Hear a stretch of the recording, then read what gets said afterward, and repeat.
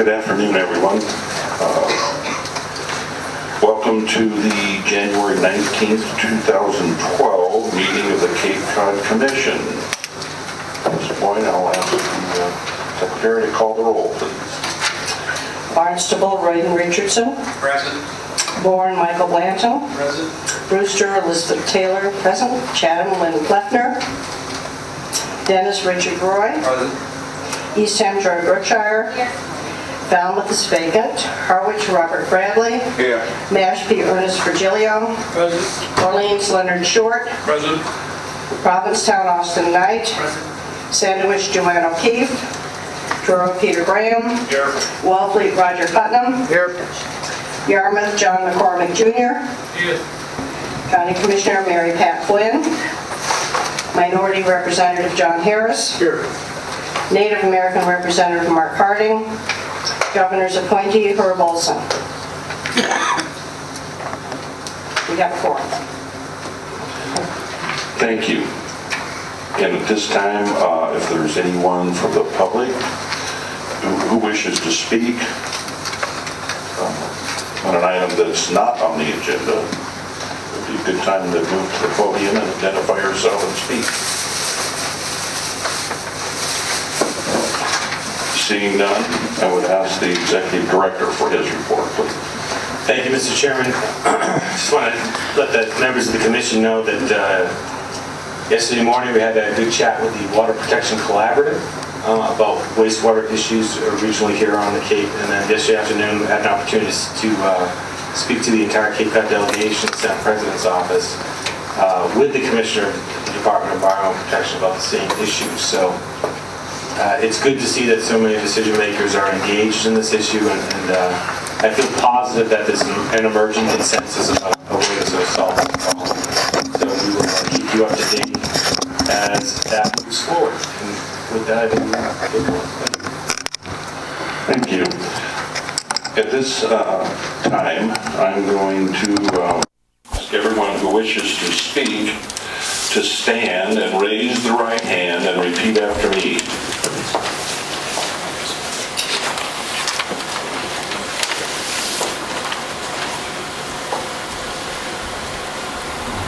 I, repeat your name, I, Andrea Adams, swear to tell the truth, swear to tell the truth, the whole truth, the whole truth, and nothing but the truth. and nothing but the truth. Thank you all. I am reminded, because I get two sets of agendas, that we have minutes to approve. So I'm going to back up just a minute and ask for a motion for the approval of the minutes of 12/15/11. Second. Moved and seconded. Any discussion? All those in favor say aye. Aye. Any opposed? Abstentions? Abstain. Thank you. And at this point, I would ask for a motion to approve the minutes of 1/5/12. Second. Moved and seconded. Any discussion? All those in favor say aye.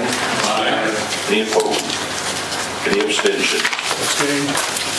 One abstention. Okay. Now back to the other agenda. Public hearing for Instar Lower SEMA 245 kV transmission project. And we do have a public hearing notice to read. This project will be considered for a DRI approval. We should start at the beginning. The project name is Instar SEMA 345 kV transmission line Bourne, Sandwich, and Barnstable, Mass. The applicant is Instar Electric and Gas Corp. The project description is: the project involves the construction of a 1.5 mile of 345 kV transmission line on existing rights-of-way in Bourne, separation of an existing double-circuit 345 kV transmission line, increase in voltage from 115 kV to 345 on approximately 7.6 miles of transmission line located in the towns of Sandwich and Barnstable, and construction of a new 345 kV substation on NSTAR-owned property at 661 Oak Street in West Barnstable. The transmission line is proposed within existing rights-of-way held as easements from several different owners and crosses the Cape Cod Canal under terms of a license from the Commonwealth of Massachusetts and an easement from the U.S. Army Corps of Engineers. This project will be considered for a DRI approval. The purpose of the final hearing is to allow for proposed corrections to and comments on factual information contained in the draft written decision. Thank you. At this time, I would ask Christy Senatori for the staff presentations, please. Thank you, Mr. Chair. For the record, Christy Senatori, Chief Regulatory Officer with the Cape Cod Commission.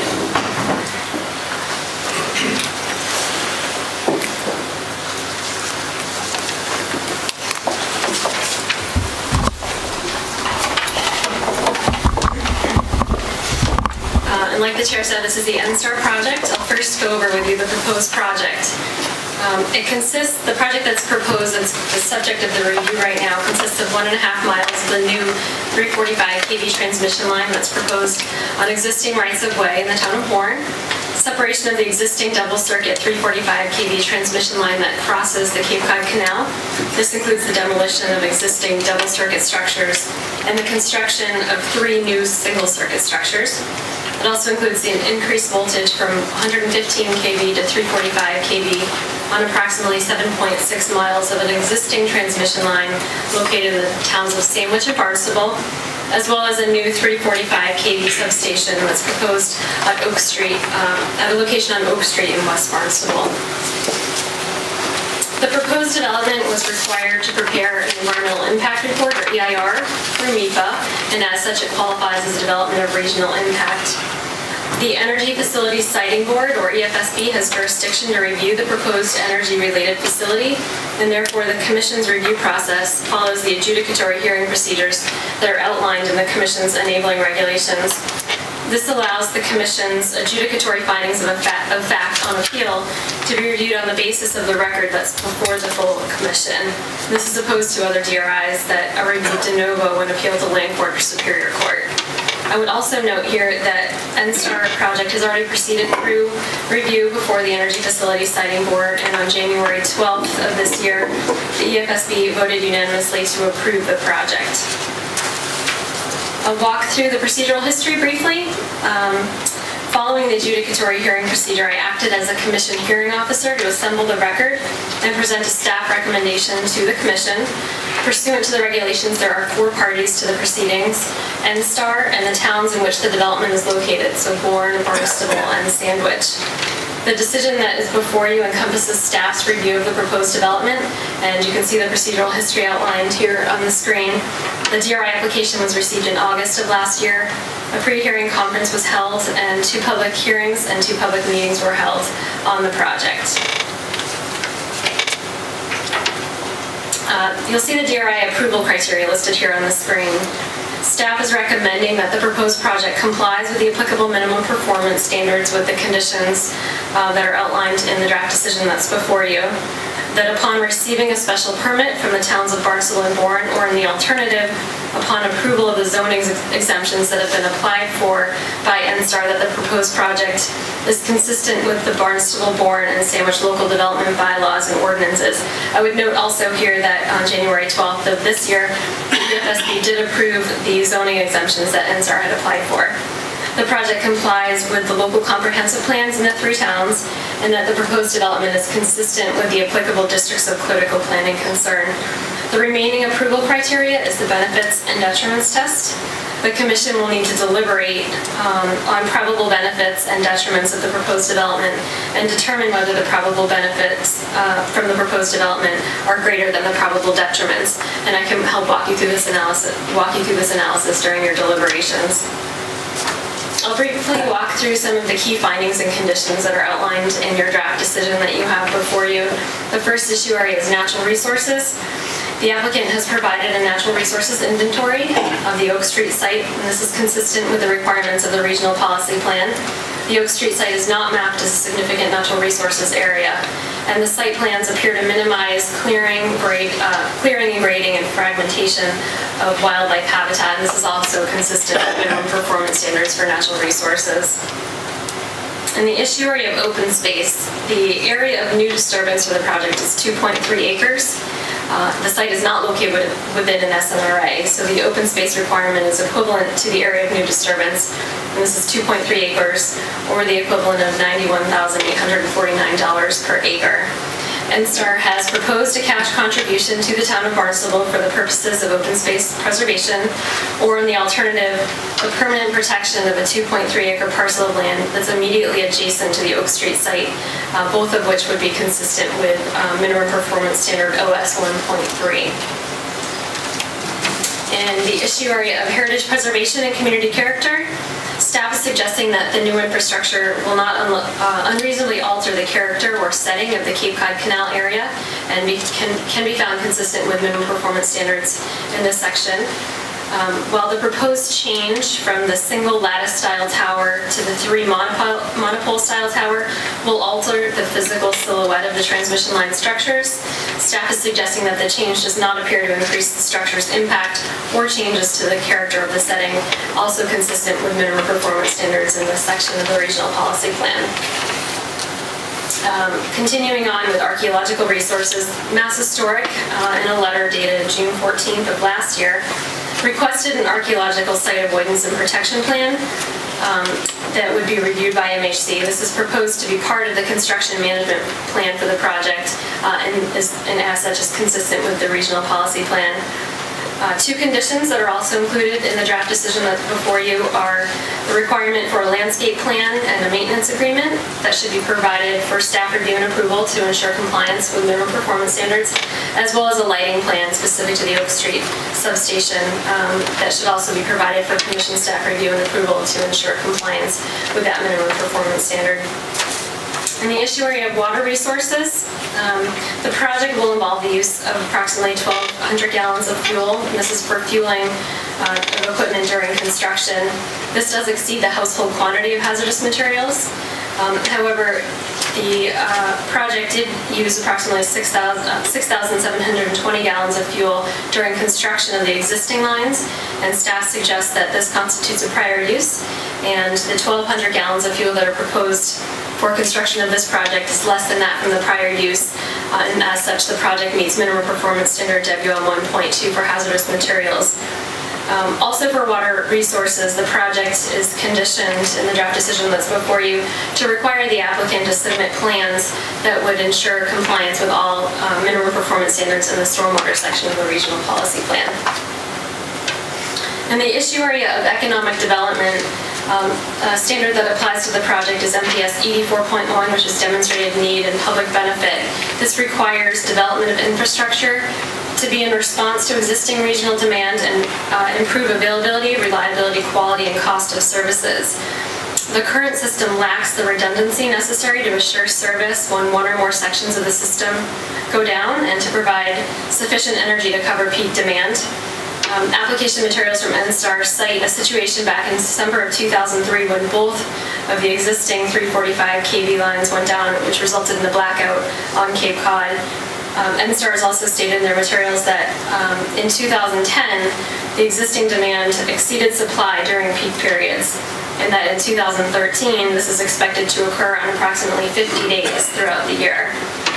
To ensure reliability, NSTAR is required to design transmission systems where the 2 most critical transmission elements can be out of service without disabling the entire system. Without this project, NSTAR would not meet that contingency requirement. Additionally, staff suggests that the project will have an impact on the cost of electricity to the Cape consumer. The cost of the project is approximately $110 million. ISO New England has deemed this a regional reliability project, and as such, the costs will be spread out across the 6 New England states.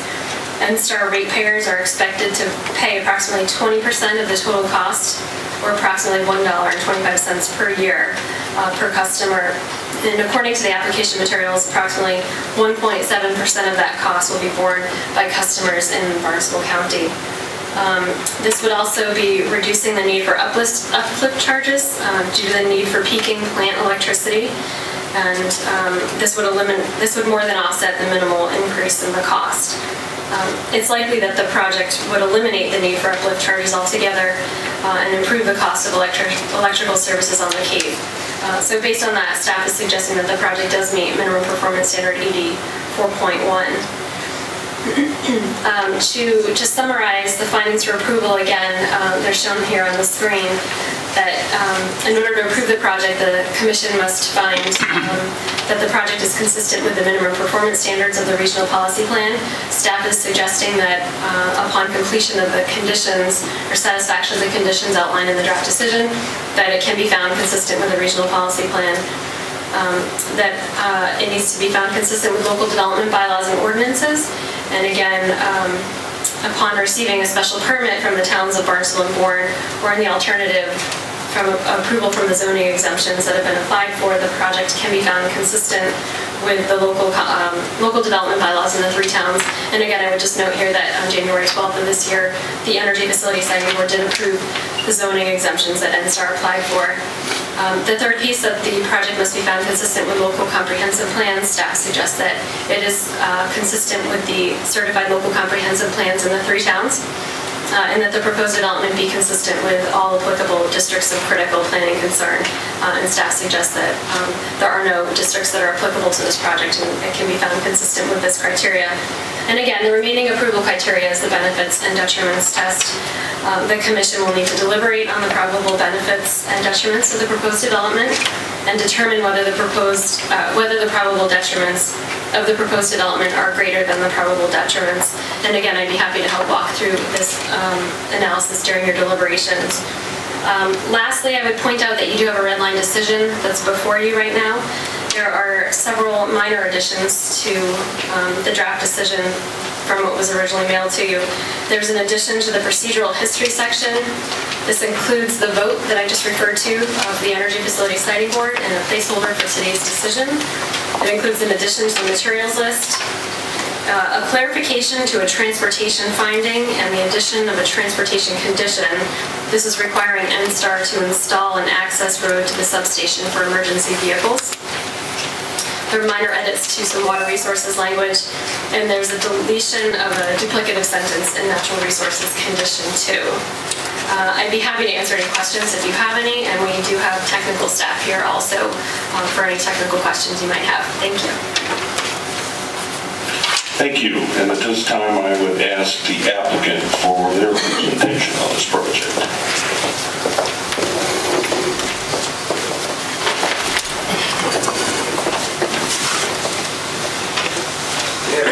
Chairman and members of the Commission. Is this on? Can you hear me? No, it's not on. Good afternoon, Mr. Chairman and members of the Commission. My name is Vern Oheim. I'm a project director with NSTAR Electric, and I'm also project director for the Lower SEMA 345 kV transmission project.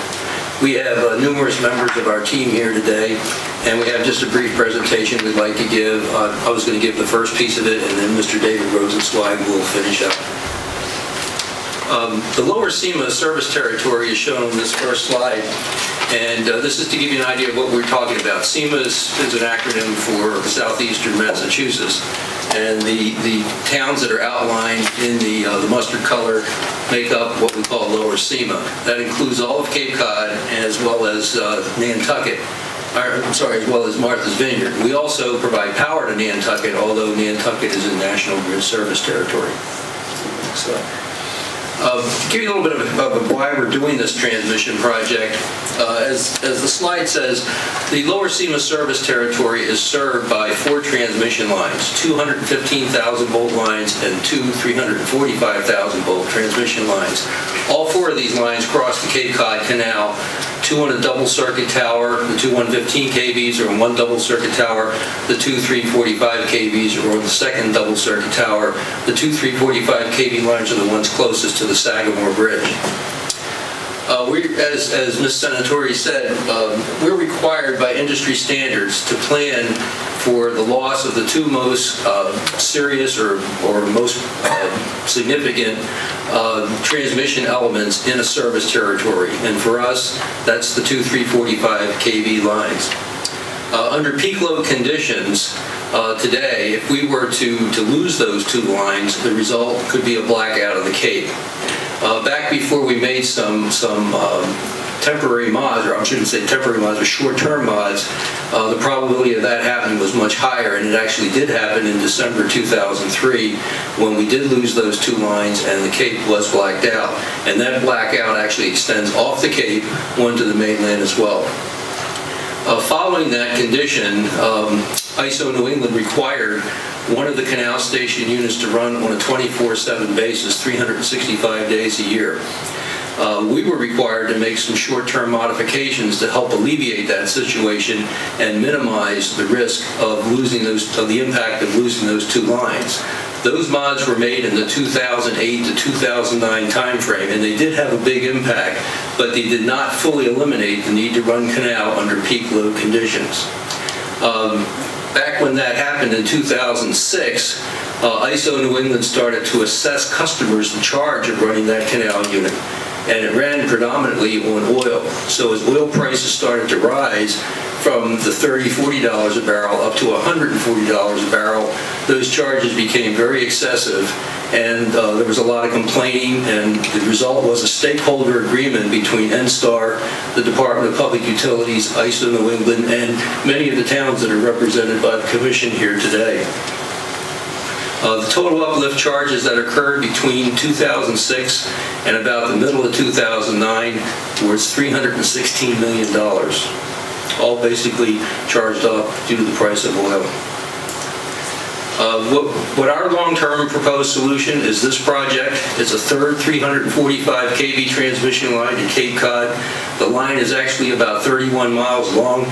It originates at our Carver substation in Carver and is routed overhead on existing right-of-way through the towns of Carver, Plymouth, eventually crossing into Bourne, crossing the Cape Cod Canal, and then we pick up in the town of Bourne an existing transmission line that was built back in the 1980s for 345 kV service, but has historically been operated at 115 kV.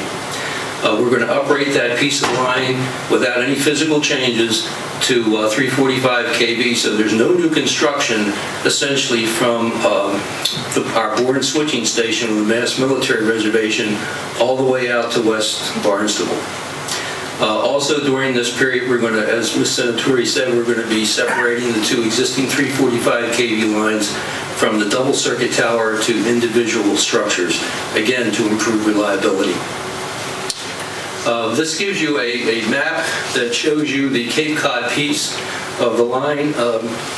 This section right here in the dark blue is new transmission line construction. It's roughly about 1.5 miles to 2 miles. It includes the Cape Cod Canal crossing to our Bourne switching station, which is just inside of the Mass Military Reservation. And this dotted line from that point all the way out is the existing transmission line. It's there today. You can see it. It was operated, built for 345 kV service, but operated at 115 kV. So from here all the way out, there's no new construction. We do have to build a terminal substation here in West Barnstable, and that we proposed at our Oak Street station. We have an aerial view here of the Cape Cod Canal crossing. This is as it is today. This is the double circuit tower that has the two 345 kV lines on it. What we're proposing is, next slide, is 3 individual monopole structures, which are just almost like flagpoles. This shows you the location of the proposed substation in West Barnstable. It's right along Oak Street, which is here where it crosses Route 6, just between exits 5 and 6 with the Mid-Cape Highway. We have an existing substation right here at Oak Street, and we're proposing to build a new one at this location. We also had, this gives you a kind of an idea, it's just an artistic representation of the substation. It's relatively standard, 345 kV coming in. We have a transformer to step down to 115 kV, and then we send other 115 kV lines out the other side. And this is just a small control building. We also had a company come in and take some photographs of different locations, including where the substation would go, and then drop in graphically what the new substation would look like and what you would see. This particular shot was taken from Route 6, just right at the highway, looking back northward towards the Oak Street station, and this area right here, that structure, and these structures here would be the only new thing that you would see from Route 6 passing by. And having been there many times, I can say that unless you have your head turned and are looking at it, you won't see it. You just fly right by it. This would be heading in the westbound direction. Heading eastbound, your view is completely blocked by existing vegetation. This is just a brief overview type of schedule. We've been planning and engineering this for quite some time. We've done all of our environmental studies. We're in the regulatory permitting phase right now. And once we complete that, which we hope will be in the first quarter of this year, we can start construction. We're estimating about a year to build this line in the substation. So with that, I'm going to turn it over to Mr. Rosenzweig.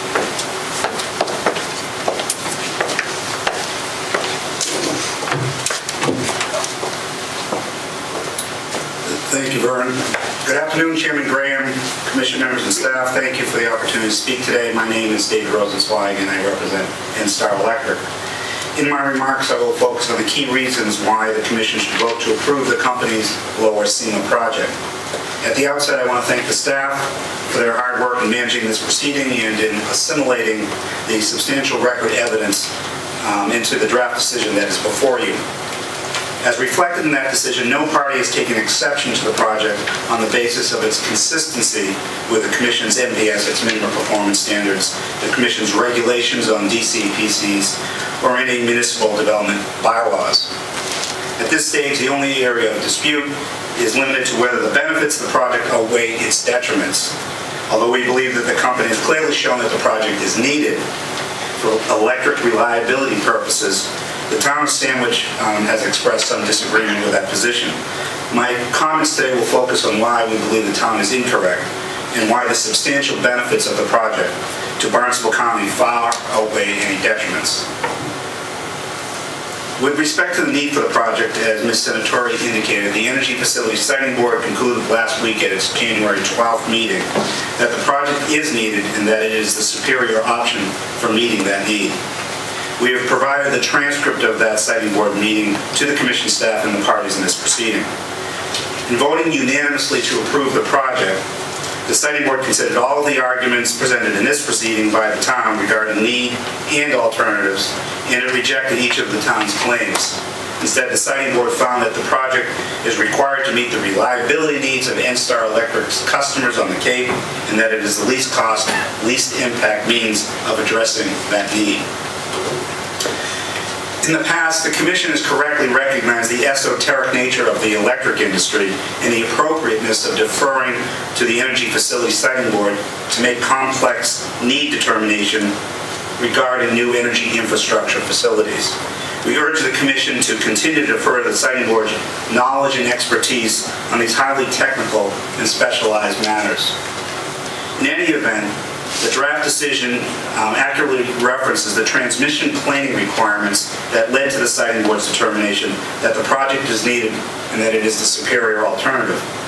I specifically refer the Commission to general finding number 3, that's on page 7, as well as the economic development findings 1, 2, and 3 on page 21 of the draft decision. These findings are consistent with the Siting Board's decision, and we submit should be adopted by the Commission.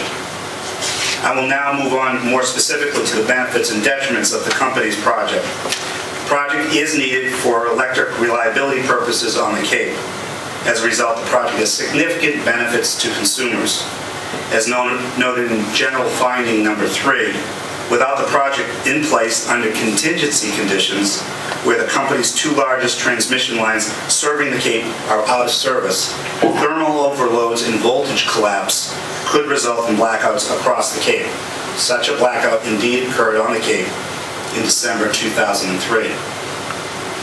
That outage was a precipitating event for what ultimately became an obligation to run the 2 existing canal units on a 24/7 out of merit basis, on an uneconomic basis for system reliability purposes, causing, as Mr. Oheim said, approximately $316 million in uplift charges to be imposed on customers in Lower SEMA, including Barnstable County. More recently, in 2010, there were more than 50 days in the summer in which the risk of blackouts were present under the conditions that the project is designed to address. As a result, a fundamental benefit of the project is, as noted in EDF number 2, Economic Development Funding number 2, that the project will improve the reliability and quality of service on the Cape. The benefits of having a safe, reliable, and efficient transmission system serving the Cape are impossible to quantify with precision, but it's clear its value is extremely high, given the critical health, safety, and electricity importance in our everyday lives. For the enhanced reliability that the project will provide, the typical NSTAR Electric customer will pay, as Mr. Oheim just indicated, only 10 cents per month. This negligible cost impact is one of the reasons that the Attorney General of the Commonwealth, the state's leading ratepayer advocate, fully supported the project in the Siting Board proceeding. In addition to the reliability benefits, the project will also provide substantial other benefits. The company has fully documented these benefits in its DRI application, as well as in its pre-filed written testimony and its post-hearing brief. The company estimates that the quantifiable benefits of the project to Barnstable County will amount to at least $73.6 million, as you see in this chart, over the next 9 years, as compared with costs of approximately $1.8 million. The benefits fall into the categories of the elimination of future uplift charges, as noted in EDF number 3, of approximately $6.7 million annually. That totals the $60.3 million you see in the slide. There will also be reduced line losses paid by ratepayers, the addition of new tax base in Bourne and Barnstable, and the wages paid for construction labor in building the project. The company's calculation of $1.8 million in cost corresponds to Barnstable County's limited share of the capital cost of the project and translates into the ratepayer impact that I mentioned earlier of 10 cents per month. The company will also be making local purchases of construction materials and services, and because the project eliminates the need to run the canal units for second contingency purposes, the project will help minimize air pollutants such as SO2 and NOx on a local level. With regard to potential environmental detriments, impacts on the natural and human environment are minimal, temporary, they're during the construction period only, and to the extent those impacts occur, will be properly mitigated. Impacts are minimal in large part because the new transmission line is proposed to be located within an existing overhead utility right-of-way, and the new substation in Barnstable is proposed next to an existing substation on property that's already owned by the company. The draft decision contains numerous conditions to ensure that the project's minimal environmental impacts are mitigated to the extent possible. These include conditions relating to the proposed substation in Barnstable, such as an open space requirement, wherein the company plans to purchase a parcel of adjoining land to the Oak Street substation and deed that parcel, 2.3 acres approximately, directly to the town of Barnstable, its Conservation Commission, and adding significant plantings at the Oak Street Barnstable substation to enhance the screening of that station from public view. Before I close, I'd like to take a moment to address the town's concern that the project will ultimately lead to the closure of the canal units and thereby eliminate a substantial source of tax revenue to the town. The company is sensitive to the town's concerns, but the project has little to nothing to do with the canal's plans going forward. As noted by Mr. Dunham, the town manager for Town of Sandwich, Genon testified, Genon is the owner of the canal units, at the Siting Board hearings that it intends to operate the canal units as capacity resources in ISO New England's forward capacity market for the foreseeable future. In fact, as the record here reflects, Genon's senior executive, Ann Clary, has stated that the canal unit's operating profile would be unaffected by the addition of the project. Therefore, the town's concern is misdirected. Even if the canal units were retired today, which we think is a highly unrealistic scenario, in no way would the property tax revenue to the town from GenOn decline immediately to zero, given the fact that valuable land will still exist and utility infrastructure will remain on that property. While future tax negotiations may generally be influenced by the ebb and flow of market forces, the project itself is not a factor with respect to the New England-wide market price of electricity, labor rates, electric system peak load, fuel prices, and other inputs that drive the cost to operate the canal units and that determine the economic value of that facility. Lastly, there is at least one potential resource that could be of assistance to the town in the unlikely event that Canal Station were to shut down. In the state's 2012 fiscal budget, there is a provision entitled Reimbursement for Communities Affected by RGGI. RGGI is the Regional Greenhouse Gas Initiative. The statute is designed, and I'm quoting here from the statute that was passed, to reimburse a municipality in which the property tax receipts from an electric generating station are reduced due to full or partial decommissioning of the facility or other changing of the operating status of that facility if such action also reduces the Commonwealth's greenhouse gas emissions from the electric generator sector, end quote. We strongly recommend that the town investigate the applicability of this provision to the town. With that, I will close. Based on the evidence, the company has shown that its project is consistent with the Commission's standards and that the substantial benefits of the project far outweigh any potential detriments.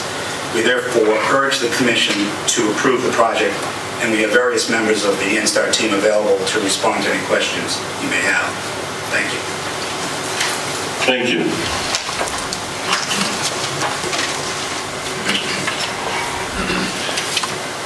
At this time, I would invite any questions from commission members or either staff or the applicant. Go ahead. Could somebody explain how this project will increase the reliability of electric power to the outer and lower Cape?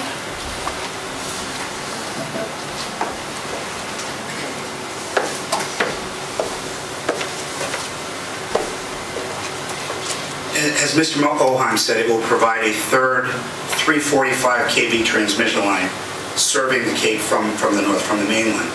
And it's designed to address a contingency where both the other 345 kV lines are for some reason out of service. That's a contingency under the electric planning standards that the company is required to address to meet reliability standards. There have been rare but circumstances that have occurred on the Cape where those two lines were out of service simultaneously during periods of high peak load.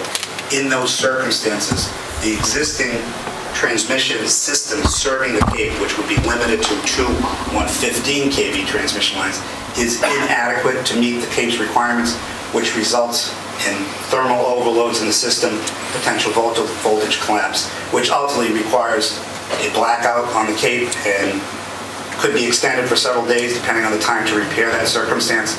So the third 345 kV line eliminates that possibility, and it eliminates what was in as an interim measure where ISO New England required the operation of the existing canal units to operate not on economics but to provide system reliability benefits. There was a 3-year period, as Mr. Oheim indicated, that those cost customers $316 million. Those circumstances could occur in the future, and the project would eliminate those uplift charges. Does that mean that our power would be restored faster if it goes out? I'm actually saying you should have less expectation of your power ever going out, but it certainly would provide another route for power to be restored if there were an outage. But the baseline requirement for the project should eliminate that type of outage in the future. John? The issues that were raised by the town of Sandwich, did you convey all of those rebuttals that you just outlined to the town, or they're just now being presented here? They were part of the record at the siting board, as in part of the record here, and we did express those. And the town was still concerned because the GenOn units are a major portion of its overall tax base. I think the town's evidence was it was on the order of 5%. And the reduction or elimination of that tax source would have significant implications for the town of Sandwich. And we are sensitive and aware of that, but it was our testimony, as well as GenOn's testimony, that this project would not affect the future operation of those canal units. And so it shouldn't affect what the tax base is from those units over time. So that didn't assuage Bud's concern, or the town's concern? The town's concern, I mean, is a fiscal concern that has validity, but it's unrelated to this project, and we don't think there's anything about this project that exacerbates that problem or makes it any less unmanageable. It's something they're going to have to deal with in future negotiations with GenOn. They have an existing tax agreement that I believe expires this year, and they will have to undergo a renewal of their tax relationship to the GenOn facilities over time. But again, this project is not a factor in what the economic value is of those units. Okay, thank you.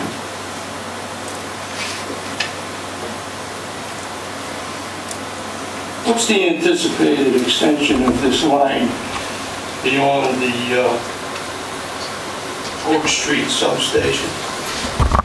There is nothing that is planned for at this time with regard to extending the 345 service beyond the new Oak Street substation. That is the termination point for the proposed facility. There are other transmission reinforcements that NSTAR may have to pursue over time in other areas of the Cape that are, shall I say, not connected or not unrelated to this. The transmission system does connect. But the 345 service at this time, there's no proposal pending to extend 345 kV service beyond the Oak Street substation. So this line, or this extension and this service is Cape Cod only? The transmission line goes all the way from Carver, begins at Carver, and would come into the Cape by operating an existing 115 kV line that is already on the Cape, so that that line can operate at 345 kV. And that's exclusively for towns on the Cape? That provides more reliable service for Tremont East customers that are served primarily on the Cape, but not exclusively the Cape. It would include Nantucket, it would include Martha's Vineyard, it would include a few communities that are north of the canal. Did you want to say something, Mr. O'Leary?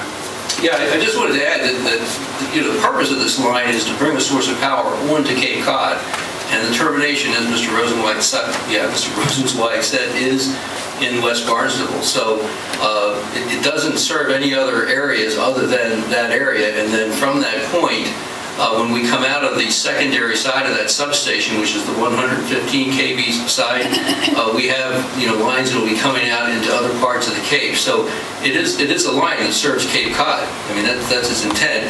And like Mr. Rosenzweig said, it picks up parts of Martha's Vineyard as well as Nantucket, but it's the Cape, Martha's Vineyard, and Islands type area. That's its purpose. Well, that's my primary concern, that it's for us, period.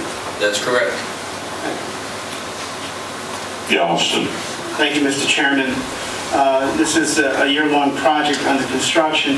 What is the life of the project with the terms of Cape Cod and its expansion through the years through business and residential development?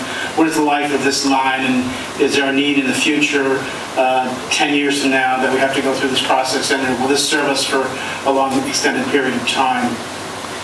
Well, that's very dependent on how quickly the Cape grows and load. But right now, if load projections follow history and what we project out into the future, because we do 5-year and 10-year projections, this line will more than handle the next 10, probably 20, 25 years, maybe longer. And the elephant in the room that I'll bring up is not so much the line is so high up in the air, but along the stations and so forth, the maintenance, whether it be tree trimming, brush trimming, or chemicals. Has there been a direct plan associated with this project to these areas? We'll try to handle that one. We do tree trimming, okay? We have to do that. Our right-of-ways right now, any trees that have the potential to fall into a transmission line, we do have to trim. Okay, that's a federal requirement right now. That's come out of a lot of these blackouts that have occurred over the last decade or so, and where trees have been the cause of the initiating event for those blackouts. So we do have a requirement to trim trees, but I think your question goes a little bit beyond that into actual right-of-way maintenance with use of herbicides. That's correct, sir. Ask Mr. Kevin McCune, he's our environmental person with NSTAR, to address that.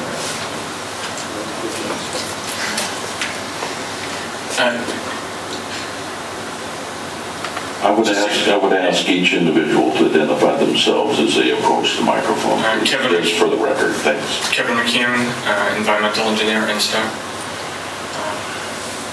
Your concern, is it more of a general question about our tree trimming plan, or specifically with this? We're going more toward the herbicides at this point, because I understand the tree part, because there's really less damage to the environment or the water resources along the entire lines of that you're going through. So there have been concerns from many towns, and I know you're aware of that. I'm sure the commission is also aware. I don't know if there's many conclusions yet on that associated with this project or the lines themselves.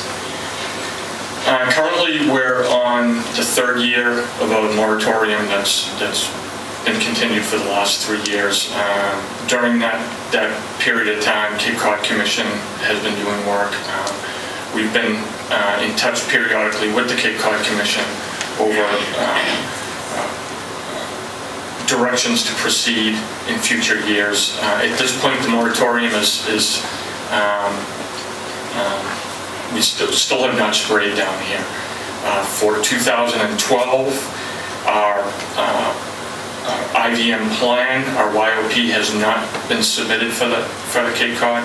So we're at this time it's in a holding pattern, and there's discussions going on how to proceed with that. But the herbicides is part of the total IVM program that traditionally we do use.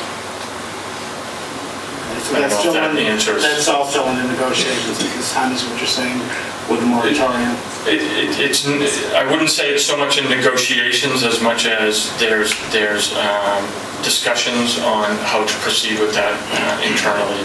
And there have been discussions back and forth with Cape Cod Commission on that. Mr. Neswicki. Yeah, the commission has undertaken several studies associated with the potential use of herbicides as part of an integrated vegetation management plan along the rights of way, and we're still in the process of collecting information, putting those reports together. The YOPs haven't gone out yet, so I think it's probably premature to talk about that, although we'll have a conversation soon. Mr. Chairman, if I may, I just wanted to bring this up because as I'm a selectman actually also in the town, and certainly there are a lot of conversations throughout the towns of the Lower Cape and other spots on the Cape, especially as we're talking about our water resources, our drinking water, and all of that. So I needed to bring that up personally because it's one of my little peeves, as we say. But I also, I think it's important that we look to the future, and if this line is going to help us, and I know that we had a blackout, or a grayout, I guess you would refer to it as, toward 4th of July, and in our town, and in the economic season, or any other town in the Cape, during that economic season, when people are needing to make the best possible to go forward into the winters, it's a necessary use, both for public, private, and all the institutions. Thank you. Mr. Short. As a resident... Microphone, please. Oh, I'm sorry. Hold them close. Hold them close. As a resident of the Lower Cape, we have lost power on a number of occasions. Recently, I had a generator, thank goodness, to stand by and help when you guys don't supply the energy that is necessary. I don't see where a 340 kV, 345 kV is going to solve my problem. I think your problem is from your substation down Cape and solving that problem so that we don't lose our power as frequently.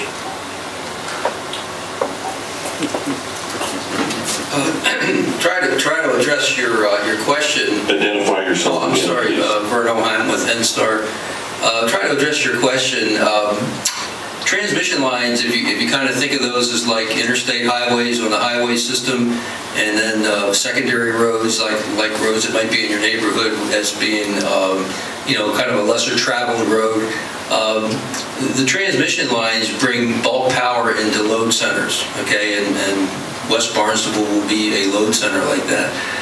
From that point out, it gets stepped down to a lower voltage and then distributed to other load centers and eventually to what we call distribution lines, which serve homes and businesses.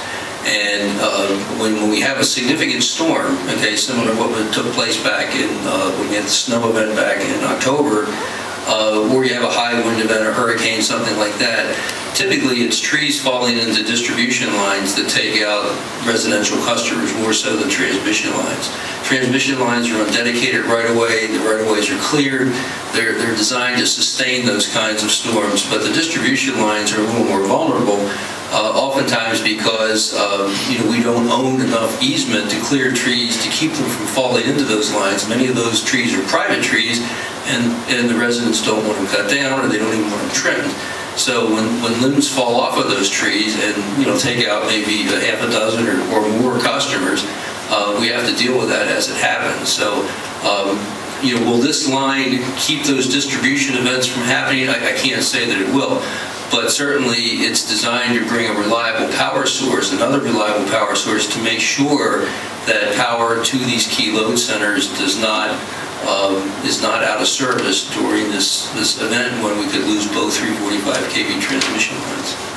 So it's an increase in reliability for power to the area. It won't necessarily, like I say, keep a storm from bringing a limb down on a power line near your home. I don't know if that answers your question, but... Yes, it does. It certainly takes care of the problem as far as Barnstable is concerned. Your load into Barnstable. But our problem is from Barnstable down, and your maintenance problem or program has not been all that stellar in recent years to meet the needs of the Lower Cape. And I'm only talking about the Lower Cape. I don't know about the Mid Cape because I don't live here. Well, what I can say is that coming out of the 115 kV side of this new substation in West Barnstable, the line that we're using and upgrading to from 115 kV to 345 kV, that line continues into our Barnstable substation at 115 kV as it does today. And also coming out, we're bringing in another line that's very close by, which is a 115 kV line that comes from Mashpee, the Mashpee-Falmouth area, and again goes into Barnstable, and we're going to be bringing that into the secondary side. So that provides an alternate power source to pick up the Mashpee and Falmouth areas that we don't currently have today. So it is a reliability improvement to parts of the Lower Cape as well. It's not just Barnstable, and it picks up not just Barnstable North or Barnstable East, it's also all the way out through Orleans and so forth. It's an extra power source. It's a redundant power source. I shan't pursue this any further, thank you. I have a question. On page 7, your north crossing using monopoles. Yes, sir. How high are those monopoles? They're approximately 200 feet, which is about the height of the existing structure. Okay, so the other structures, the other carrier, those other poles are about 200 feet? The one for the 345 kV line, the one closest to the Sagamore Bridge on each side of the canal, is about 200 feet. The one beyond that, closer to the Bourne Bridge, that has the 215 kV lines, is shorter because it's a lower voltage. They don't have to be as tall. The key issue there is we have to span the canal, and the sag of the line over the canal cannot be less than 165 feet. That's required by the Army Corps of Engineers. Thank you.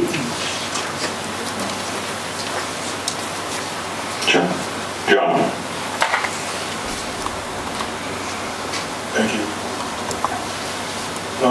Mr. Rosenwald, you went over quantifiable benefits, and I missed something there. Can you tell me if these benefits that are listed on page 17 of Global?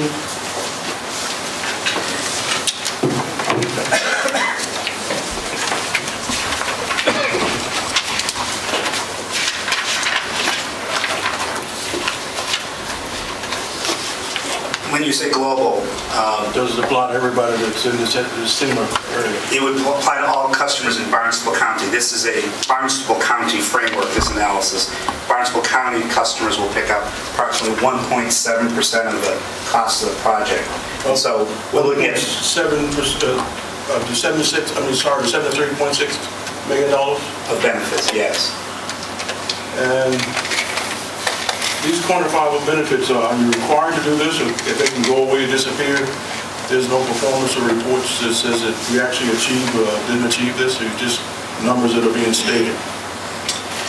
The company is subject to fines and sanctions if it has reliability issues and it doesn't follow established planning standards.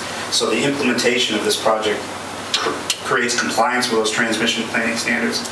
In the absence of this project, history would suggest that about $20 million a year under current load and system conditions could be expected to be incurred for out-of-market costs to pay for canal's operation for those hours when the existing system doesn't have enough capability to meet peak load. So that would be $20 million. About a third of that, $6.7 million, would be paid by customers in Barnstable County.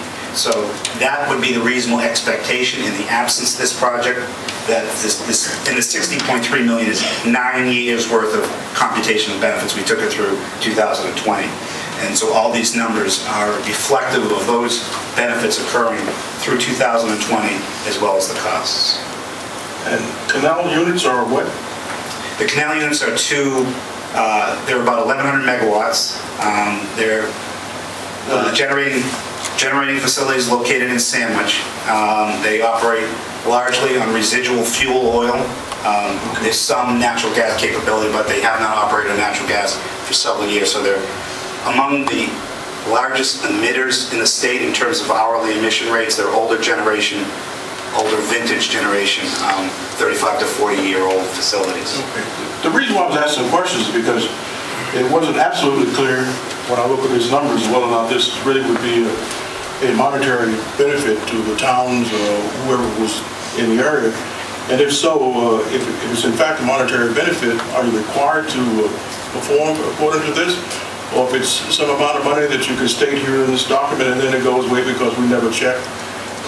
That's what I'm trying to find out. Okay.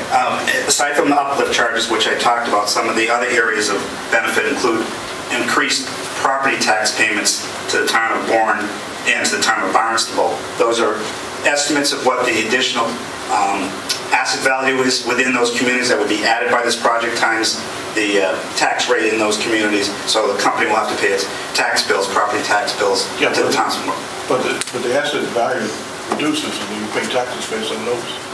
The facilities do depreciate, and this is reflective of those types of phenomena. Well, anyway, I don't see a clear light that says that if you don't perform, or what the benefits and the detriments are to the town. That's what I was looking for, just to see whether or not, if in fact there was a $1.1 million, tax paid to the town of Bourne, but in fact, if it doesn't, it turns out it's only $100,000, or if in fact it was $2.1 million. Just trying to understand what is it that these respective towns would expect, and also what we expect relative to the numbers that are actually quoted here, because I'm very, I'm accustomed to making statements about numbers if in fact I don't have to perform to them, and that's why I was asking the question. These numbers are very conservative, and given that the benefits exceed the detriments by, several factors, I would not suggest that there should be grave concern about these benefits not accruing. Certainly we have to pay our tax bills.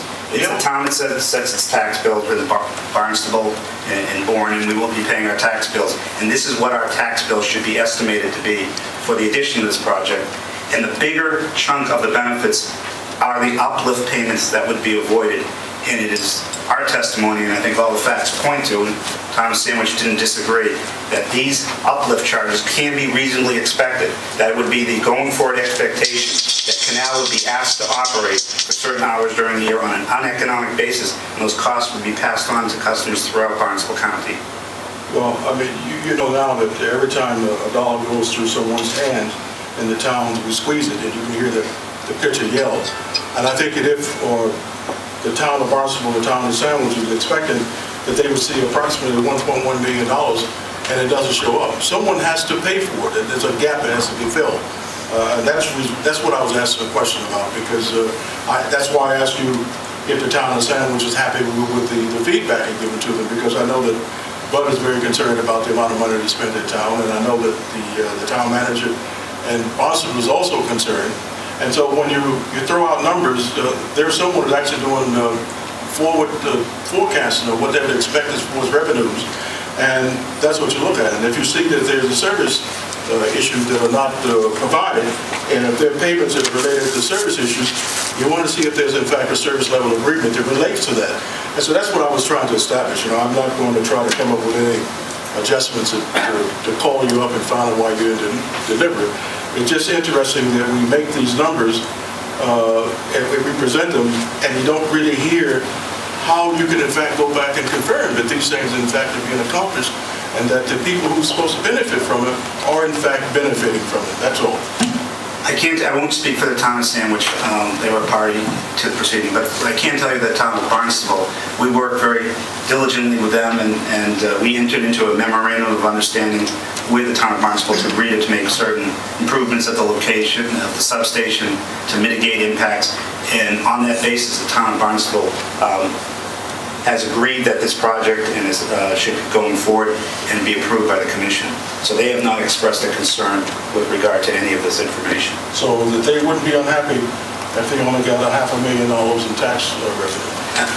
I don't want to speak for them. I'm just saying overall that's the only thing I'm just addressing. You don't have to commit to it. I'm finished. Thank you. Any other questions? Seeing none, I would have invite the town of Barnstable to comment on this project.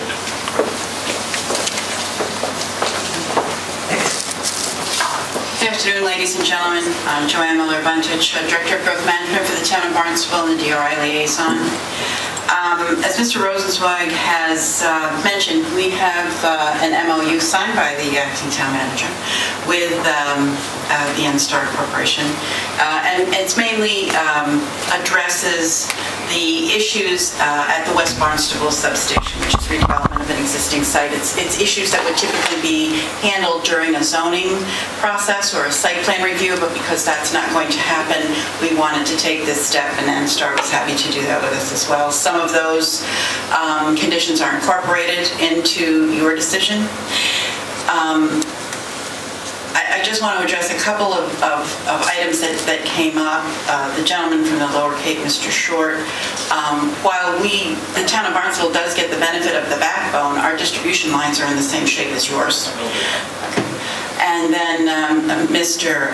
Harris from Sandwich, an old friend, NSTAR is always among the top 10 taxpayers in the town of Barnstable. So we are good friends with them, and they are good tax-paying residents for us. And as Mr. Rosenzweig mentioned, the town of Barnstable has worked through its issues with this project, the way it stands, as presented, as for your review, and we are fine with it. We are appreciative of the Commission's efforts in the right-of-way spraying, which is related, but not, in our view, something that we were prepared to comment on today, because we didn't see this as part of the project that was brought forward to you for your approval. So if you have any questions, I'd be happy to answer them. Thank you. Thank you. And at this point, I would invite the town of Bourne to comment.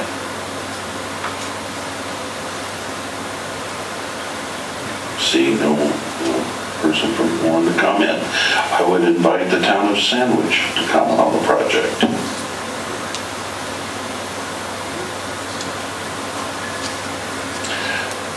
Seeing none, I would invite any other federal, state, or local officials in the audience who would like to comment to come forward. Seeing none. Any members of the public like to comment?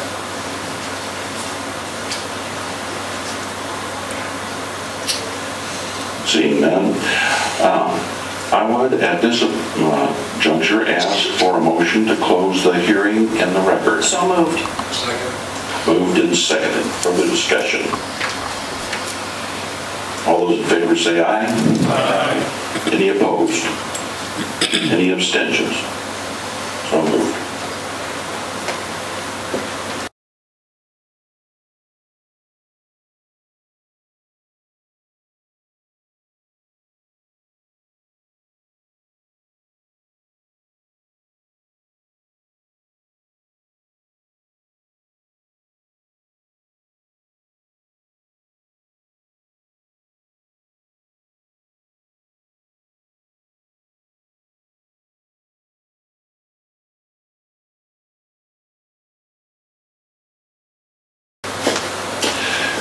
At this point, it is for us to deliberate, Cape Cod Commission members, and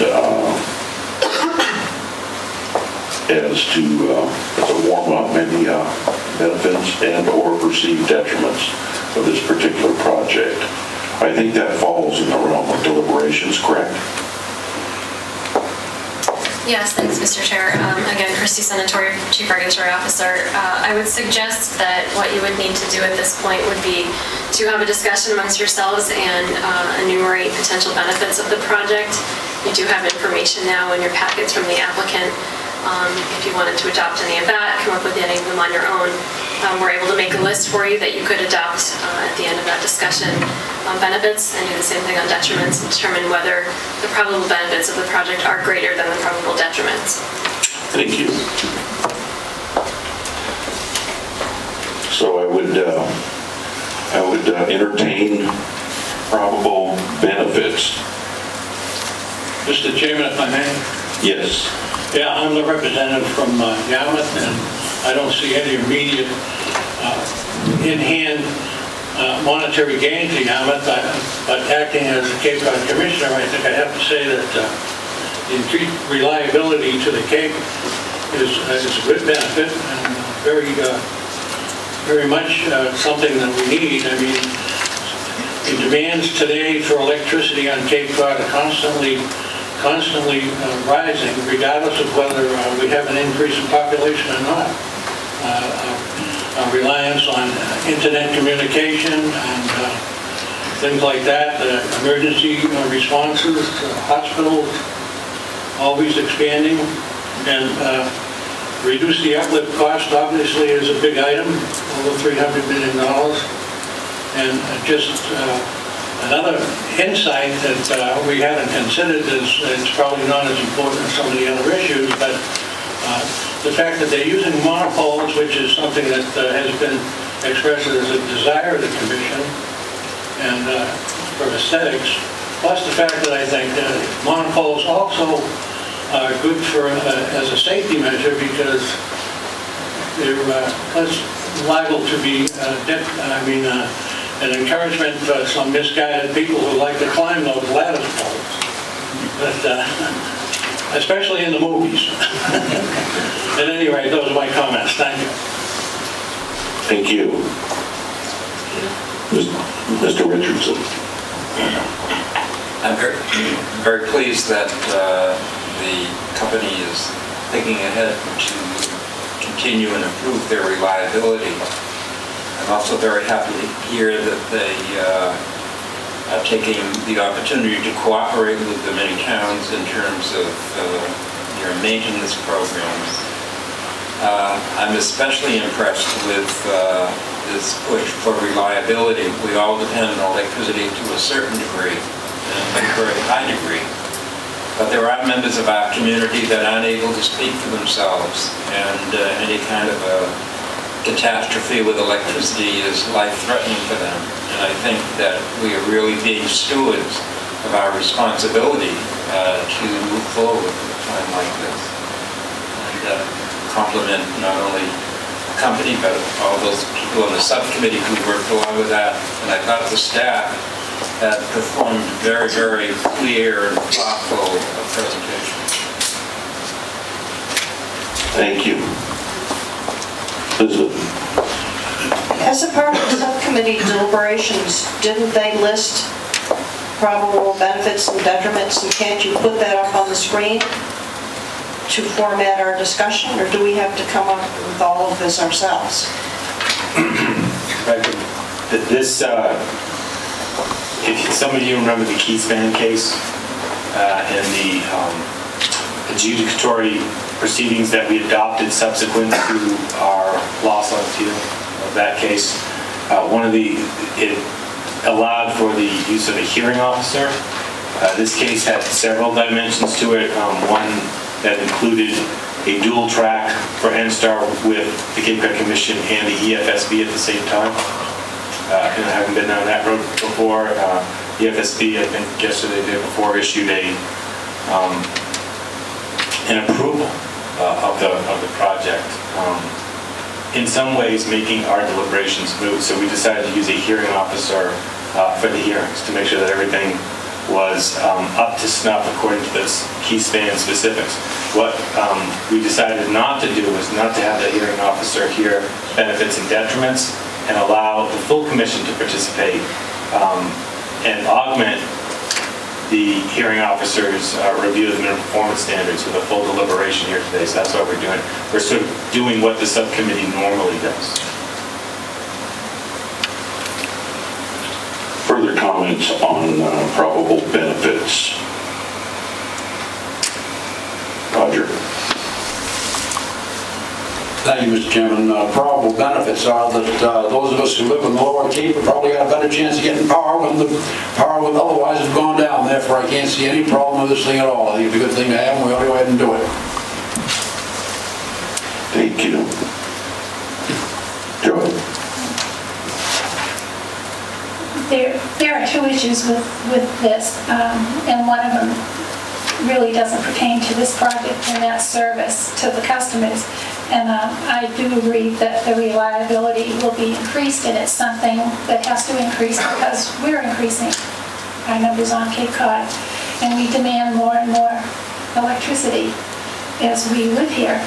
I have concerns about servicing as a commission member and as somebody who lives in the town of Eastham, but I think that the state of Massachusetts and the Attorney General's office based on complaints that they receive about servicing, will look into that for me. And there may in the future be compensation for those of us who lose our powers during Tropical Storm Irene for 6 or 7 days, or whatever. So I think that'll be taken care of. But I do think that there will be more power. The canal plant gives me some concern because of its age and its reliability. And anything we can do to keep the grand old lady not working so hard, I think is a benefit to the residents of Cape Cod and over the bridge. Thank you. Bertie. With regards to that service and problems that are generated from storms, I want to say that recently, and I'm the emergency management director of Mashpee, have been for many, many years. But recently you obviously have started a program. I've never been contacted before to have an individual to talk to and have a phone number to call. And with the new lines going up and the new equipment that you'll be using, the modern stage equipment, it's more protective than what we have now. As we all know, this salt overspray that probably gives you a lot of trouble on your lines. But I just want to say that this program you started, please keep that going. It's great to have that, have an individual. In this case, it's Dennis Galvin, and it's a very good program. Please keep it going. Mr. Shore. Even though I've already expressed my concerns about other areas, and I do endorse the fact that you're going to bring in more power, and hopefully you will be able to next step, which is to the distribution lines. The wholesale part of it is well worked out, I agree, but we need the retail part of it also addressed. Thank you. Other comments? John? I need some clarification here. Are we to articulate all of what we consider being the benefits or the carrying out this project, and someone will be writing these things down, or we're going to come back again and go through those? I'm just trying to understand what it is. We are I'm asking the commission members to brainstorm and come up with benefits. I'm having Michael write those down. He wrote some down as we went through the process, and I think Elizabeth is writing them down too. So I think at the end of member comment, we will compare notes on the benefits, and we'll do the same process with the detriments. So then it would be appropriate for me to run out a few, and someone will copy them down. Absolutely. I didn't realize that everybody asked secretary here. Okay. Well, I think considering the presentation been made by both parties, I mean, everybody that's been involved, it's clear that this project is necessary. But what we're addressing now are, in fact, the benefits. And I think that the first one, I think that when I look at it, that the commission itself has respected the fact that we need to develop power access or availability that meets the needs of the Cape. So it's normal. It's a standard process I think that we should be addressing. And the other thing is, without the proposed project in place, overloads will occur. So what we're doing here is we're moving things that would actually be overloading the circuits. And this is really quite important as far as I'm concerned. I know that the issues that my colleague raised here, that he has outages, but I too have a generator. But I also understand that when trees fall down on things, that's not the main line is coming through here. It's in fact in the neighborhood. And I happen to live in a neighborhood where there are no trees. But the thing is, in the town next to me, there are a lot of trees, and the lines come to me. So it's good to see that what you're doing is, as Mr. Rosenwhite pointed out, I think is the project manager, that this is the superhighway of power. This is really quite important because once you get the infrastructure, the backbone actually solidified, then it's quite easy to build all the branches. And those areas that you can't protect, then you just can't protect them, but at least you'll be more responsive. So it will improve the overall responsiveness to outages that we would experience. It says that it will rectify existing reliability problems, and that's a no-brainer, because if you improve the availability, you have a bigger pipe, of course you will improve reliability, so I would certainly agree with that. And it says that it will eliminate future uplift charges. I guess I'll have to go along with that, but I certainly would like to see that, my electric bills stop going up and up and up, and I never hear from this outstanding company to tell me that, in fact, it's going up and these are the reason why. But if, in fact, you say that it's, there will be no more uplift charges, then I think that's something we should, in fact, be doing. And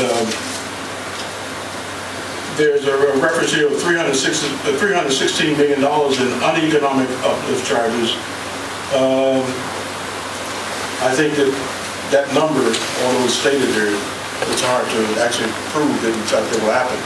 But again, I say that we will in fact be addressing issues that has to do with uplift charges. And I think those are the only ones that I see here. I don't know how many we're supposed to be assembling here, but I see mostly benefits, because I see this whole process as being a backbone stabilizing.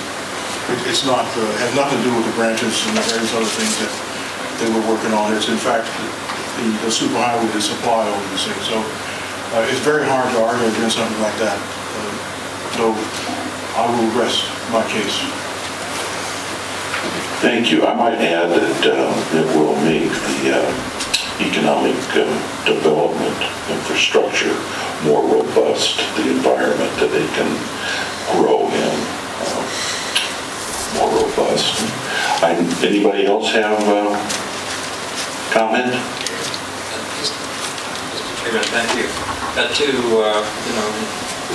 enhance what you just said, which I think is very important. The fact of the matter is the company has indicated that they would be shopping locally in this whole construction period, which is happening for businesses here at Cape. That was a nice thing to mention. Thank you. At this point, it might be appropriate, I think appropriate for Michael maybe to review with Elizabeth for a minute the benefits that we have, and then we'll launch into a detriments discussion, so we're thorough.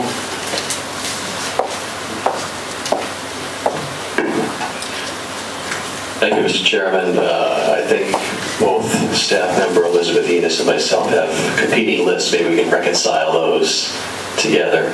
I'll list off what I have for benefits, and maybe some of them are already up there. If I may, through the chair, Elizabeth, could I request that is there a way that we can increase the size of that screen? I don't know about my fellow youngsters back here, but I'm having a hard time reading it. Thank you very much. Is that better for everybody? I'll go through my chicken scratching here with regard to benefits. The fact, and some of these were benefits that were enumerated by the commission members, some by the testimony we received from staff, and some from the applicant themselves. One was that the cost of the project will be spread throughout the New England states. Yes, I have that listed as a benefit. Consistency with the minimum performance standards and commission standards. Also consistency with regional policy plans, local development bylaws, LCPs and DCPCs. And I remember those were being listed by the applicant as benefits to the project. Also have it was listed as a project benefit that the fact that the project will also receive the Energy Facilities Siting Board approval. I don't know whether or not that's a benefit or not. I see some shaking heads. We might not count that as a project benefit. I'm inclined to agree, Joy. But it was listed as one. We may choose to throw that out. Also, not to show any lack of deference to our friends in Boston. With regard to the project need, certainly the reliability and consistency of electric transmission, and I think we probably have that up there, Elizabeth, right? The propensity to avoid blackouts, avoid significant uplift charges. The tax benefits, specifically to the towns of Bourne and Barnstable, we saw as a benefit. Our illustrious chair pointed out, as was reiterated by our Barnstable representative, the economic development infrastructure and the improvements that could bring. I believe it was listed that the monopole design as a goal of the Cape Cod Commission for aesthetic reasons. The environmental impacts are minimal and temporary, as according to the applicant's presentation and the slides that we're able to follow along here.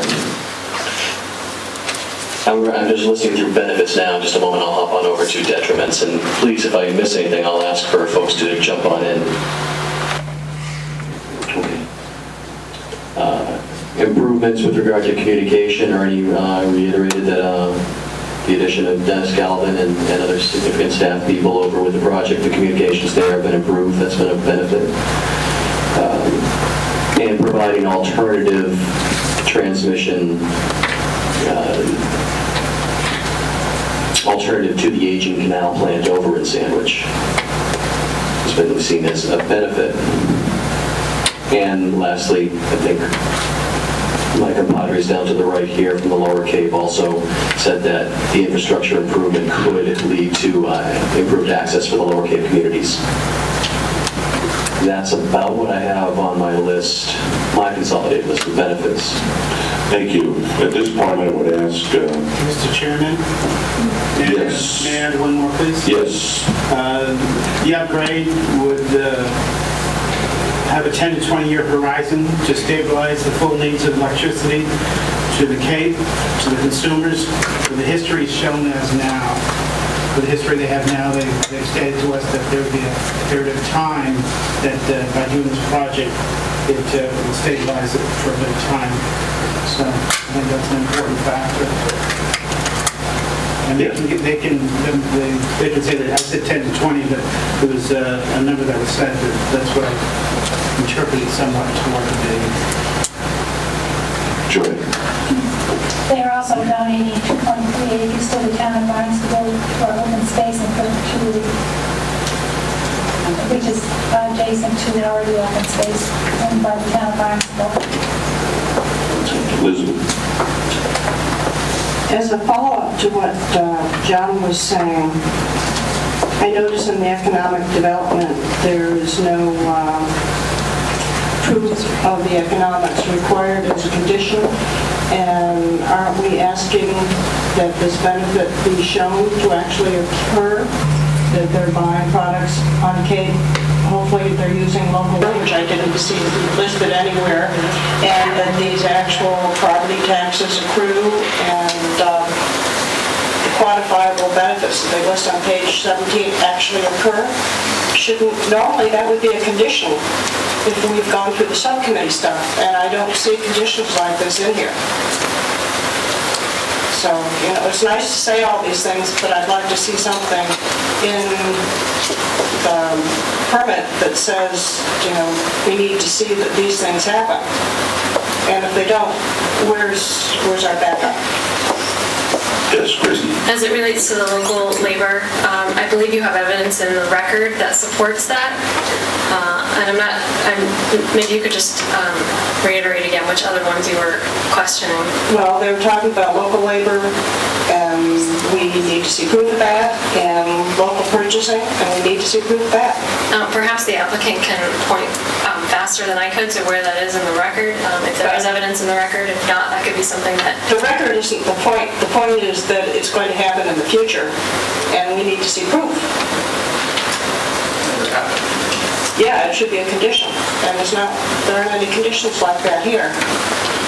I mean, that is a very obvious benefit when we have work done of this volume on the Cape. I would assume that we'd be asking to see local labor and local materials, and they mentioned local materials, but we don't have anything like a condition concerning that here. We'll wait just a second for a staff caucus. I mean, this is a pretty standard condition in our DRIs. I don't recall that we've ever required that of an applicant in the past. Well, we've required local labor before. We've asked for it, but they're talking about they are going to purchase locally. So I just want to see that it happens, that they show us that they purchase locally. I mean, this is a substantial development on Cape, putting up the lines and putting up the buildings and the substation. So I would hope we get some economic benefit that would actually accrue to our local residents.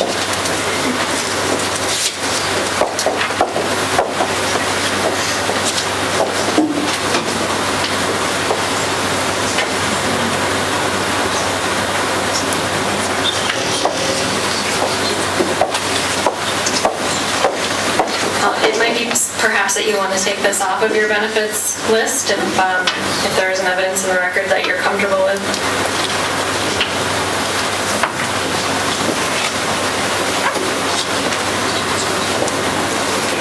John?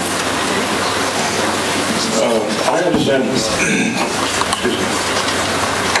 the requirement that Elizabeth is referring to, but perhaps you should consider using a best effort to utilize professionals that are available here in the Cape. It isn't necessary that we have the kind of expertise that's actually required to build this facility here, so that if there's a best effort, then there's not some sort of hard cash rule. You got to have people from here because they have to find the professionals wherever they're available. For the record, Paul Mitzwicki, Executive Director of the Cape Cod Commission, and just for the Commission's benefit, given the staff caucus, we can't recall a time when we've ever required that kind of post-approval checkup, certainly not as part of a benefits and detriments analysis. We have conditioned certain things related to minimum performance standards in agreements before, but there was certainly nothing in this agreement that was customary in others that we didn't include. So I think, as the Chief Regulatory Officer suggested, as you're going through the benefits and detriments analysis now, if for some reason you don't feel comfortable, you feel like NSTAR has said they're going to do this, but they're not going to do it, then my suggestion is that you remove it from the potential benefits list. But having gone through that, some justification as to why you think they have said they're going to provide it and they're not going to, and you don't believe that, might be appropriate for the record.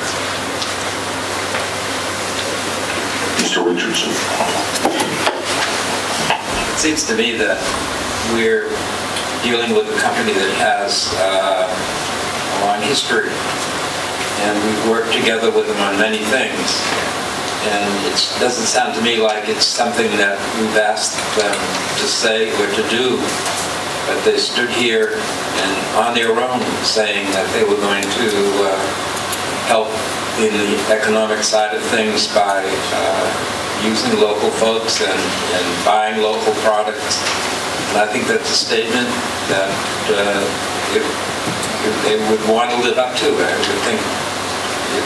I think the benefit is they said it, and it would be a good reference point as time goes on. Thank you. Yes, Mr. Just one more point as we're considering this. The EFSB has given a tentative approval to the project. We would expect that there will be an approval. Should the Commission take some action and deny the project, the appellate route would be to the EFSB, which has already approved it. The decision that's in front of you that was formulated by staff and a hearing officer contains several conditions that NSTAR has agreed to that make this project a better project. So I think we need to keep that in mind. Keep in mind the ultimate effect of putting in place these conditions and what the appellate route is. They have worked with us, and staff has done a good job at having NSTAR understand the local sensitivities. It's reflected in the record, it's reflected in the decision, and ultimately I'm not sure a denial of the project in any respect would be useful in that regard. So thank you. Mr. Chairman, if I may. Yes. Well, it seems to me there's a lot of circumstances here that might preclude any absolute statement that they would have to use local people for everything. I mean, obviously, I don't think there's any place on Cape Cod that could manufacture the monopoles. I don't think some of the construction is probably very specialized. There are contractors that specialize in that in other areas, not on the Cape necessarily. I think that we have to look at that, certainly. Thank you.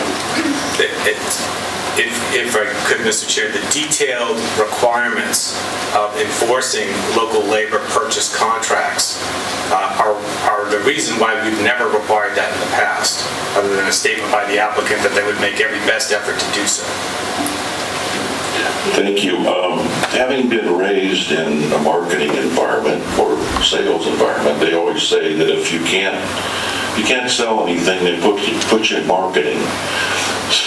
And there are, fuzzy numbers, and there are hard numbers, and there are wish numbers, and there are numbers that you can hold, hold a dog to. So, my essence, at this point, in the essence of proceeding and moving forward, if it would please we can remove those, or go ahead. Well, I'm not talking anything about a denial. I'm just asking that we have something in the decision that states that they have said that they would try to do local purchasing and use local labor. But we are talking about a number of financial benefits that, do we have something, I don't see anything, no economic benefits section in the conditions, and do we have some way of making sure that we actually see these benefits, just as John mentioned?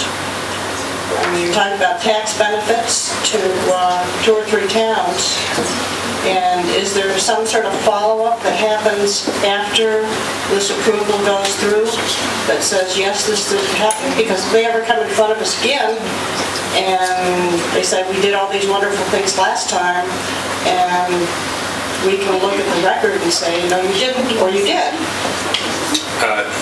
I mean, we could list NSTAR's agreement to look for local labor as a best development practice and have it as a finding, but that's not going to be an enforceable condition.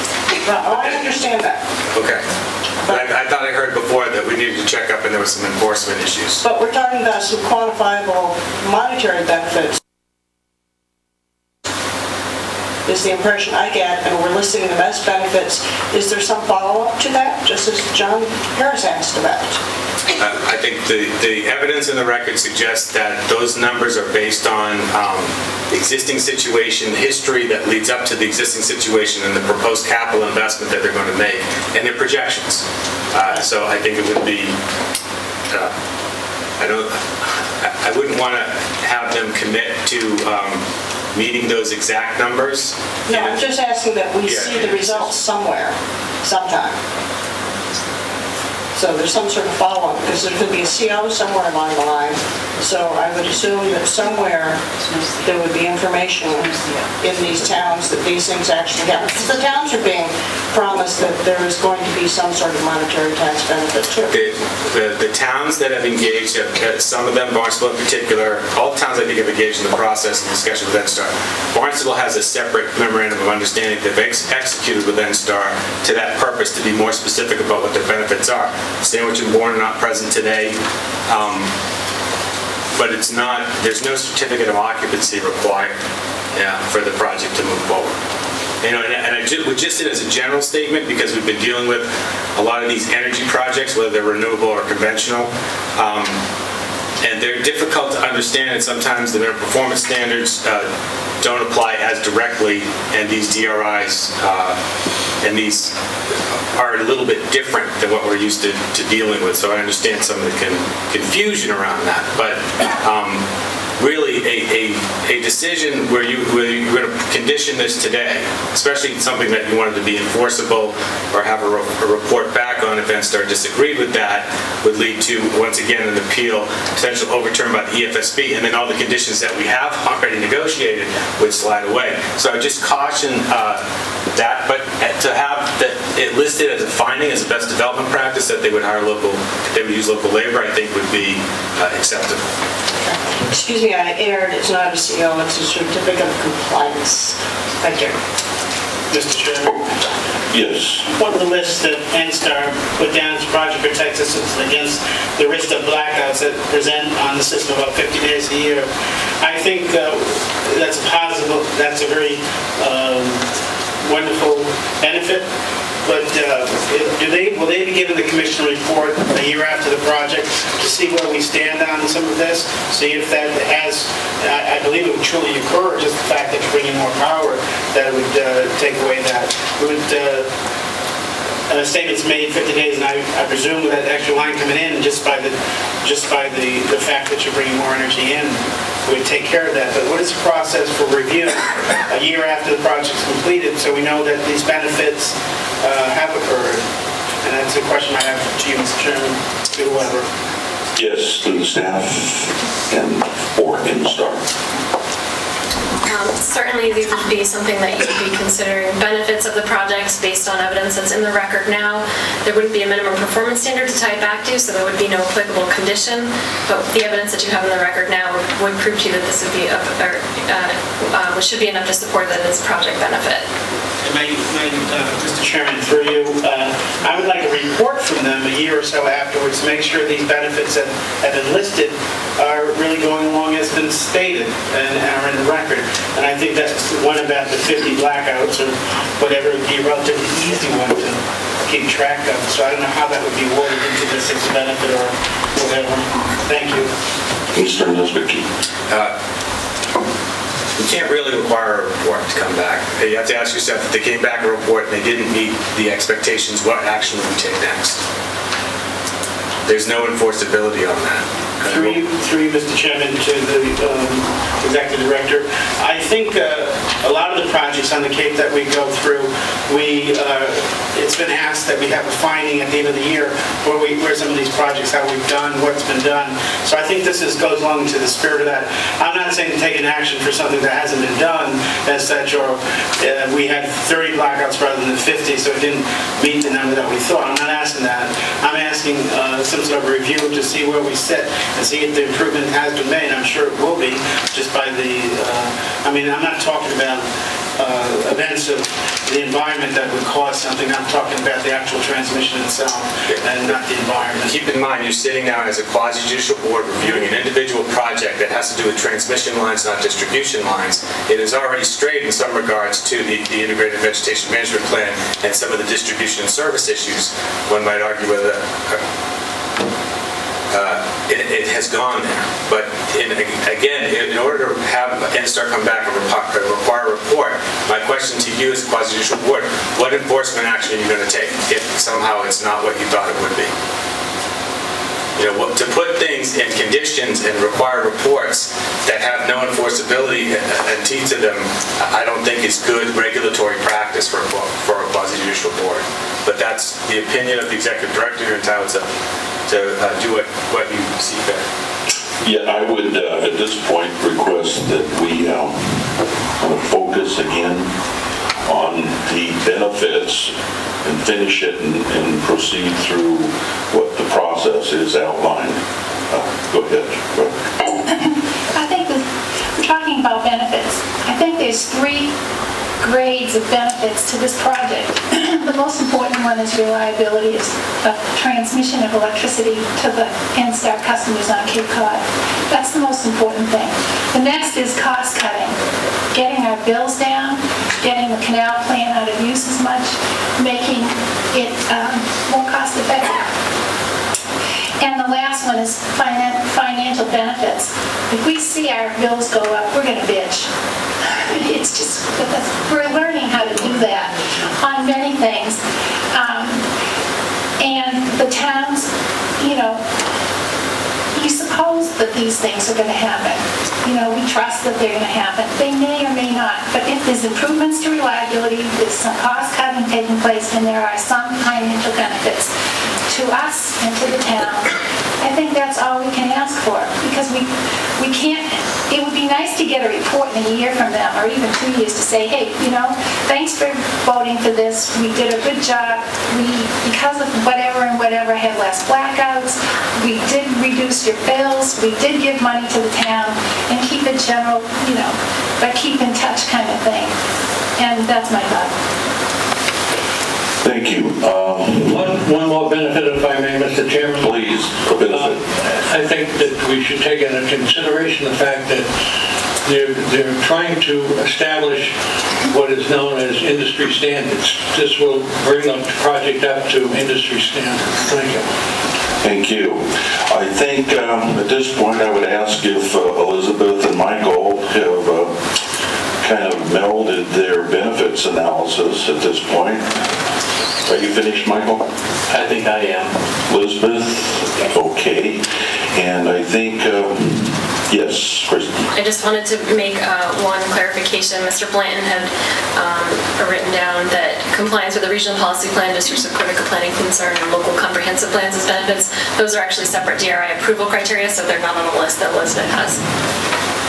Thank you. Okay, now I'm excited. Detriments. Mr. Chair? Yes. It may be that you want to take a moment to review the list and have a motion that these are probable benefits of the project. Thank you. Let's do that. Elizabeth, can you go to the podium and review for us, please?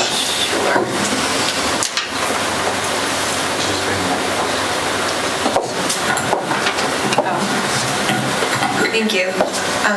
For potential probable benefits, we have increased reliability to the Cape, reducing uplift costs, use of monopoles, including aesthetics and safety, continue to improve reliability, cooperation with towns regarding maintenance programs, increased reliability to Lower Cape, decrease reliance on Canal Station, ability to bring in more power, reducing overloads, improve responsiveness, improve economic development structure, local labor services, costs spread throughout New England states, EFSB approval, avoidance of blackouts, tax benefits to Bourne and Barnstable, minimal and temporary environmental impacts, improves communications, stabilize full electricity needs of the Cape, establishing industry standards.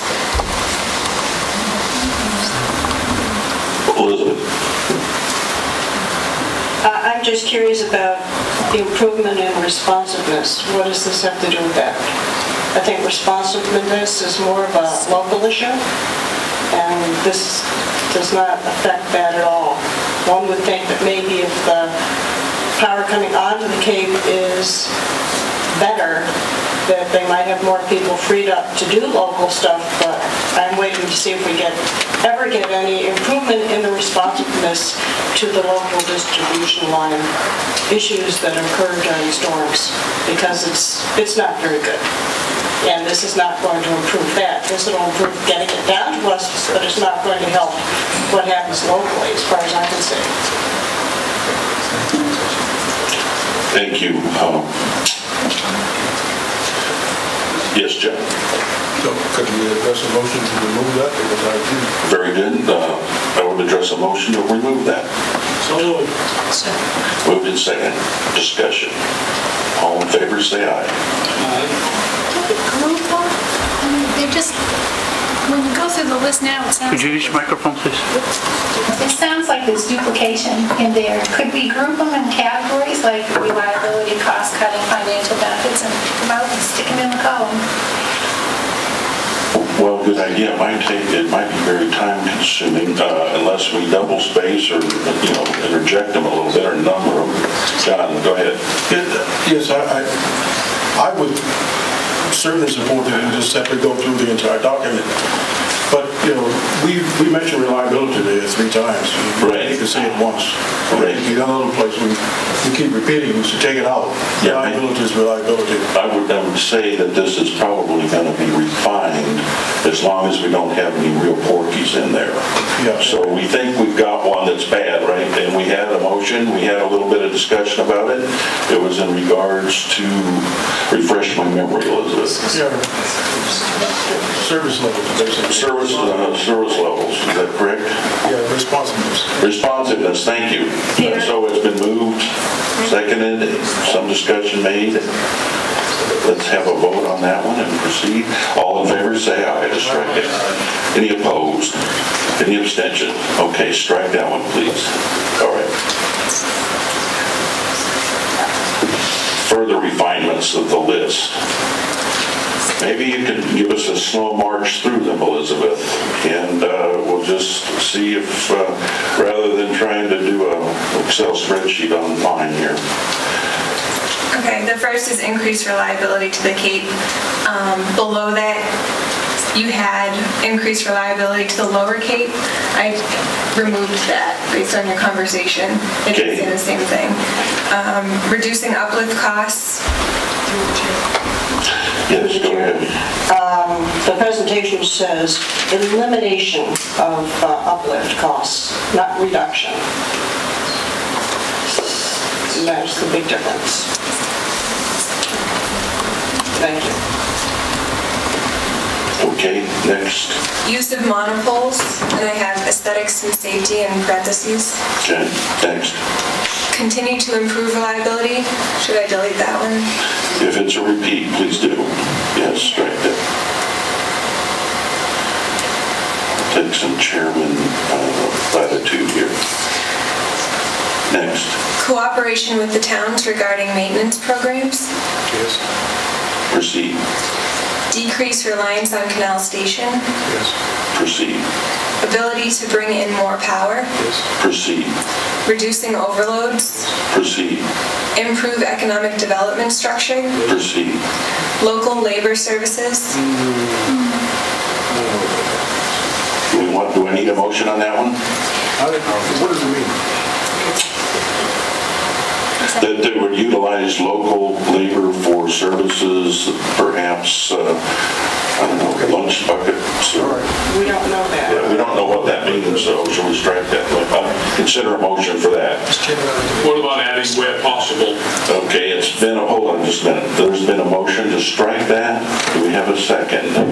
Oh, I'm not seconding. Okay, do we have a second for that motion? Yes, second. Okay, there is a second. Now we have discussion. Proceed.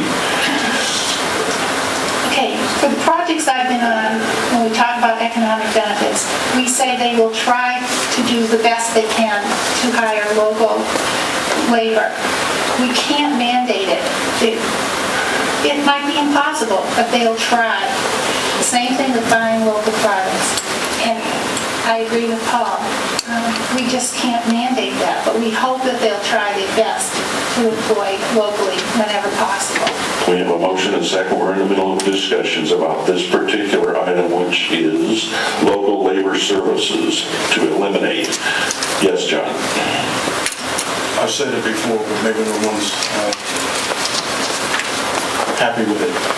But if you want to address something like this, I really think you just simply make this the best effort. That's all you really can do. It's no more than that. If we're not trying to mandate, but you would like to just say that they're going to try to do something with local labor.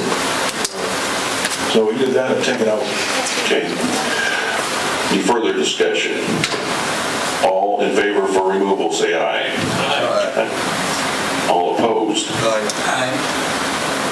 Two opposed? What? We're moving, we've got a motion, we've got a second, we've had discussion, now we're having a vote on the motion to remove this particular item, which is, what was it? It was local labor services. Yes, about local labor, removing that one. So that's the point on the floor at this point. I want to be clear before I vote. If we remove this, are we going to amend or put in a new, to try to hire local labor? Perhaps, but we're talking about this one now. We're not talking about in the future, so this is the one we're talking about. I'll consider other motions for sure to add, you bet, but this one is the one we're talking about.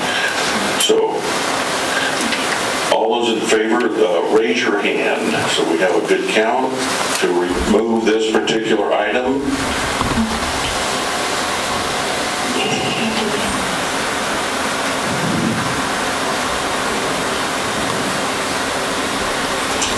Okay, those opposed, raise their hand.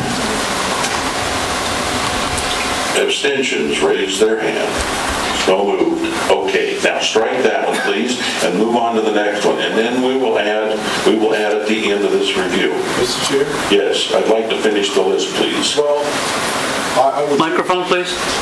Yes, we're going to finish the list, John, and then we'll get back to your point. I want to get through these items and write down and don't lose your thoughts. So I'd like to complete the task. I can't remember very well. Okay, then you're going to be kind of out of luck. So the next one, please, Elizabeth. Costs spread throughout New England states. Okay. Hearing no EFSB approval. Okay. Avoidance of blackouts. Okay. Tax benefits to Bourne and Barnstable. Okay. Minimal and temporary environmental impacts. Okay. Improves communication. That's it. I would entertain a motion regarding that one. The motion is deleted. Second. Moved and second. Discussion. Yes. I won't speak for the gentleman from Mashpee, but I remember that I put that on there specifically because of Ernie's reference to the improved communications that he'd experienced with one of the staff people with regard to the project. I think that's what that was specifically addressing, not that it was going to improve communications around Cape Cod. Okay, we're in the middle of benefits and detriments, and we have a motion, and we're in the middle of discussion. At this point, any further discussion? All those in favor for removal, please raise your right hand or left.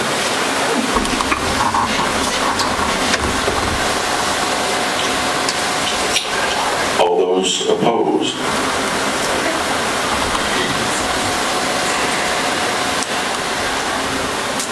Like it's so moved, is that correct?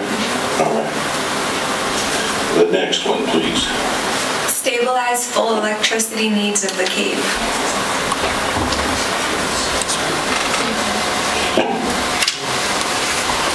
Next one, please. Establishing industry standards. Okay, at this point, yes, go ahead, John. Establishing the industry standards was compliant. I read it as compliance. I don't think, they're not establishing it. These things already exist. Okay, at this point, we're going to vote up or down on it, and then we'll come back and put it back in should it be necessary. But I'd like to get the list addressed. So we have establishing those, and entertain a motion to remove it or no.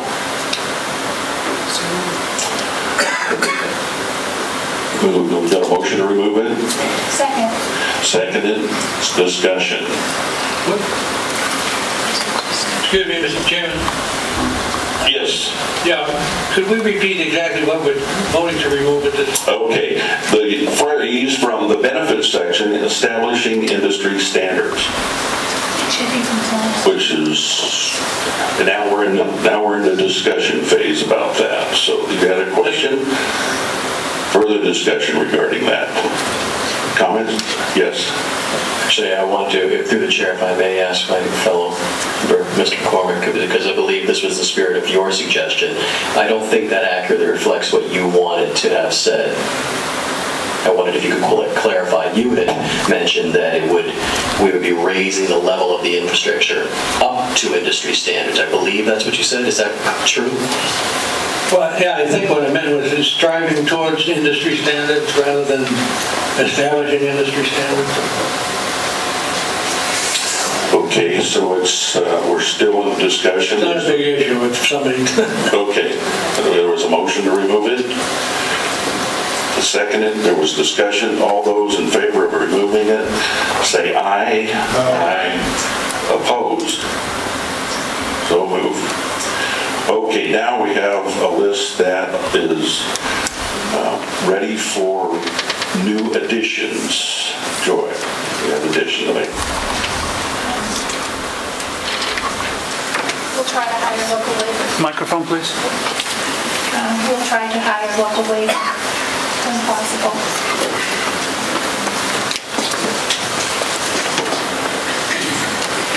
If I could, Mr. Chair, I just want to remind you one more time, you're focusing on benefits of the project that's in front of you. These are not conditions. You can't condition it. You can't request things at this point. It's just an evaluation of the project that's in front of you. What do you perceive to be the beneficial aspects of that? What do you perceive to be detrimental aspects of that? So if you could just narrow your focus, that would be... Thank you. I think it would be the intent of the project to hire local labor. That would be a benefit. Yes, so it's intent. It's intended, not conditioned. Right.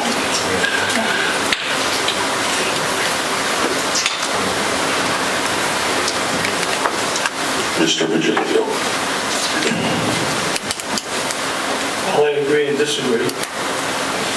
All the regulations that these folks have to follow are this 8 inch by maybe 1 foot package. And here we are, going through a process that, personally, I think it's pretty well covered. That's all I'm going to say. Thank you. All right.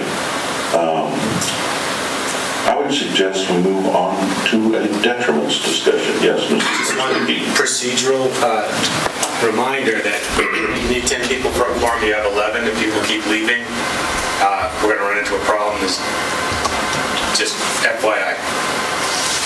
Thank you. So you suggest we have a motion to approve this benefits list, correct? That would be appropriate. Okay. So moved. Second. Moved and second. Further discussion. All those in favor say aye. Aye. Any opposed? Any abstentions? So moved. On to detriments. Any of the members have detriments that they see for this project that need to be listed?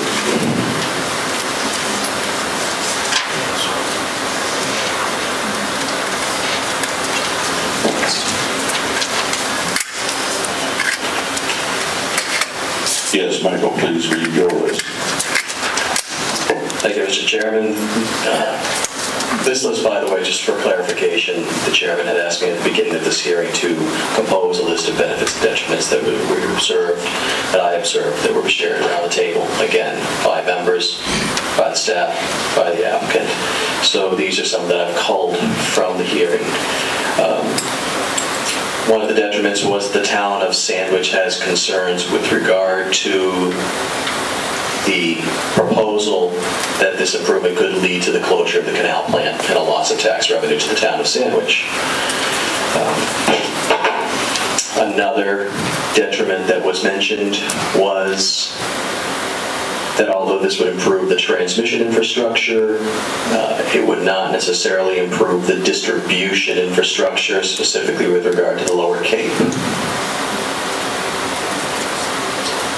There was some discussion with regard to the environmental impacts and herbicides, but we were also instructed that this might be a little bit too far afield from this particular, the parameters within we're deliberating on this particular project. And I believe that's the end of the list that I have with regard to detriments. Any other from other commission members? Seeing none, I would entertain a motion to approve this list of detriments as stated. Yes. You're proposing that we vote on including all three of these as a detriment? I didn't quite understand. Yes, and I thought at the time we would have it, when the discussion phase came, that if there are problems with those, we could take separate votes to address those. Okay, so we will review them all. We'll accept all of them, then we'll go through and clear out the ones we don't agree with. Correct. Okay. If that's acceptable, if this process doesn't get any more complex. So we have a motion, a second. We're just now we're going to discuss, right? I think that's where we are. So you have some discussions, ones you'd like to discuss. Go ahead. There was a motion, correct? No motion. I just asked the question, what was the plan? Okay. So I would entertain a motion for these detriments. So moved. Second. Moved and seconded. Now discussion. Read the first, please, Elizabeth. Concerns of the town of, can you hear me? No. Concerns of the town of Sandwich regarding closing of the canal station and loss of tax revenue. If there's a discussion this time, does this mean that you can actually go through the process of either agreeing that they stay in or be removed? I think that would be the way to approach it, although I think we're breaking new ground with this whole effort. I think this is a new process for all of us, and it shows, so go ahead. Did you have a comment on the first one? My only comment was that I don't agree that it should be there because I don't think it's a detriment. This is an issue that the town has. It's not a detriment, it's more the purpose of this project. That's what I'm just thinking about. I would like to move that be removed. Microphone, please. Excuse me. I would move that that be removed as a detriment. Moved and second. Discussion. All, yes. I think Do this we have a is, procedure issue here? yeah. Get a motion, then we take the motion out of them? I think we should consider each one separately and take Yeah. one at a time and then Can we do go things from to the chair, please? Yes, please, thanks. Yeah, okay. There's been a request that we take each one separately, so we'll take the first one separately. And so Then we need to reverse the motion that has been taken and then start the process over again. yes, we will. Who made the motion? Are you pleased to withdraw? Yes. And withdraw a second, okay. So, we'll consider the first one. I moved that it be removed. Moved and seconded.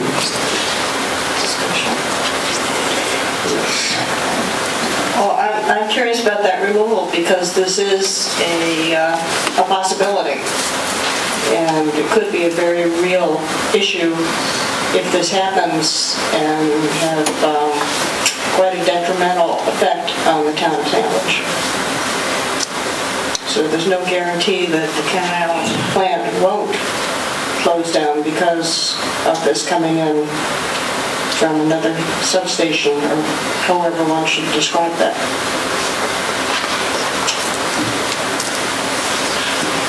Joy. Based on what was presented by the applicant, it is not their intent to close the canal plant. They see the canal plant going on for as long as whatever. And I don't think that pertains to this particular project. And I think it should be removed. Mr. Richards. I was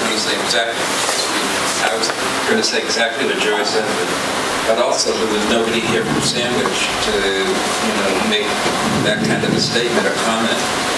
So I don't think it has any validity as far as I'm concerned. Thank you. Further comments? Further discussion? It's been moved that it be removed. It's seconded. There's been discussion. All in favor of its removal, say aye. Aye. Those opposed? Aye.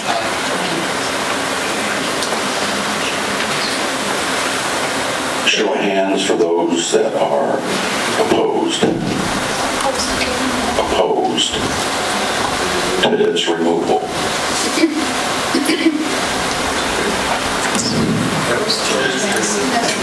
I'm opposed to the removal, so you're voting in favor. Hold on just a minute. I asked for a show of hands for those that are opposed to its removal, that it would be included, would be a good idea to raise your hand at this point.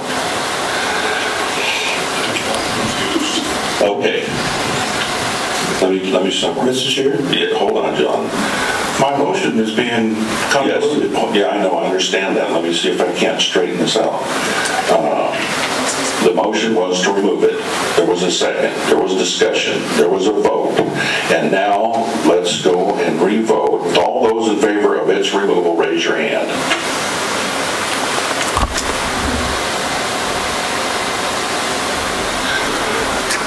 Those in favor of it staying in, raise your hand.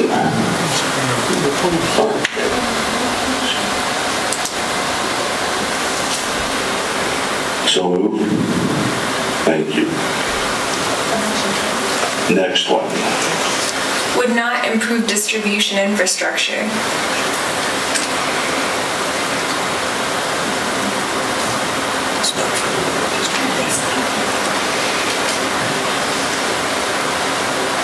Yes, John. That's not correct. By installing the facility and putting in additional lines, and then they're broadening the infrastructure, so I'm not sure that was put down there correctly. Yes. Because the improvement of the although it's not going to, they will be putting out networks from it. It will improve because of the fact that there's reliability of the backbone. Is that a motion to remove it or keep it?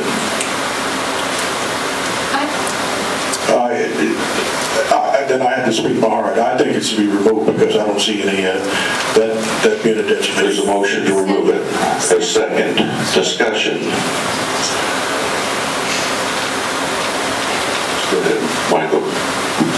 Thank you, Mr. Chairman. This was my addition to the list based upon comments made by other members, and it focuses specifically on the word distribution and the definition that had been used by the applicants and staff to differentiate it from transmission, not distribution of electricity in the broad sense of distributing the utility, but in the very strict context, distribution to the local areas as opposed to transmission of the service onto the geographic of the Cape. Mr. Chair? Yes, John. But the stated purpose of this project is in fact to improve the infrastructure. It has nothing to do with distribution. So why would we list this as a detriment? We have a motion to remove it and a second. We've had discussion. Elizabeth? I think the issue is that they've gone halfway.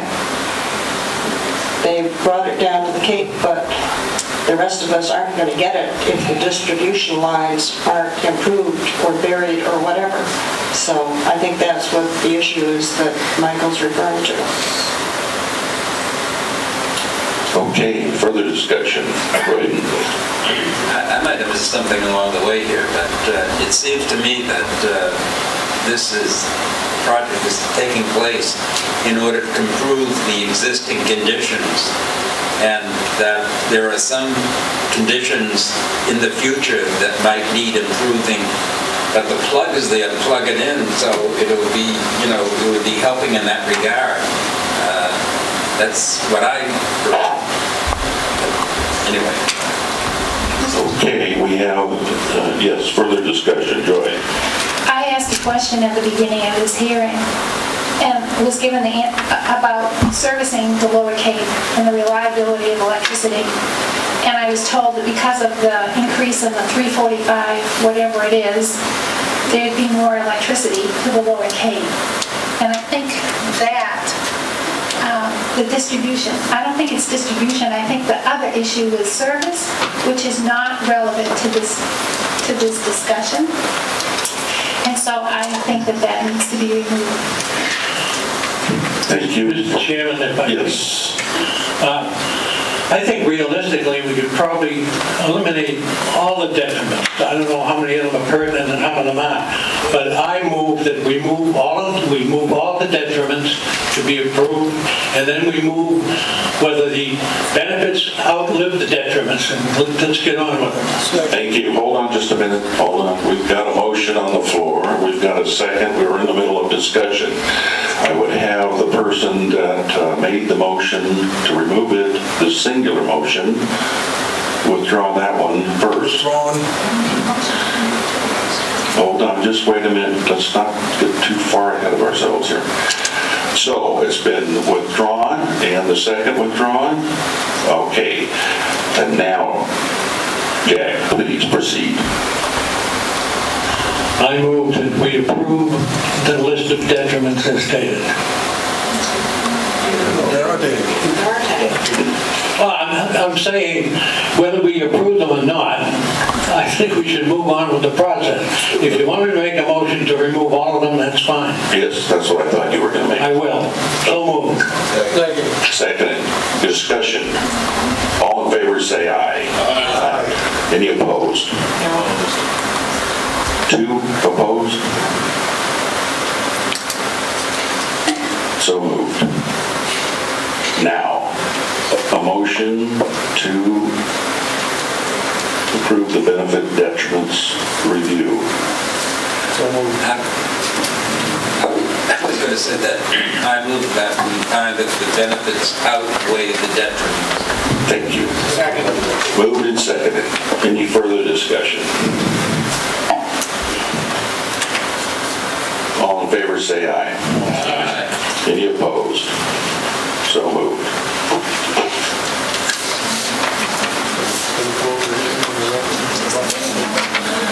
Hold on on just a minute. I have a few more motions to make. I've got some more moves to make here. So we move that the probable benefits from the, we need a motion. Christie, please. Did we have number 3 in your list about probable benefits and outweighing the detriments? Yes. You have that to your satisfaction? Yes. Okay, I would move at this point to approve the draft written decision as amended. Second. Moved and seconded. Discussion. Yes. Just for future use of this document, could we, under potential probable detriments, say that there were none to be found? Just so it doesn't look like we forgot it. That will be a finding. Thank you. So we've got a motion to approve the draft written decision as amended, as well as a second. We're in discussion now. All those in favor, say aye. Aye. Any opposed? So moved. Okay.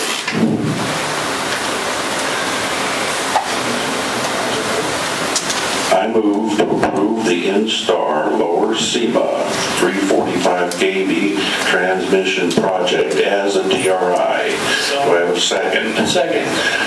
Moved and seconded. Discussion. Seeing none, all in favor say aye. Aye. Any opposed? So moved. Okay. Thank you very much. Mr. Chair? Yes. I think you need to move to amend the draft decision to include your probable benefits detriments analysis as you've discussed here today. It's not included in the decision as it's written now. Okay, I move to amend it as proposed by council. Do I have a second? Okay, good discussion. All in favor say aye. Aye. Any opposed? So moved. Okay, any other business? I just have a request. I think it would have been helpful if there had been some sort of write-up in our packet, since this is the first time we've ever done this, and obviously we weren't prepared to do what we needed to do, and so maybe if somebody can do a little write-up so that next time this happens, we know what we're supposed to do when we're ready. And we'll probably have a much better, shorter time span in our discussions. Thank you.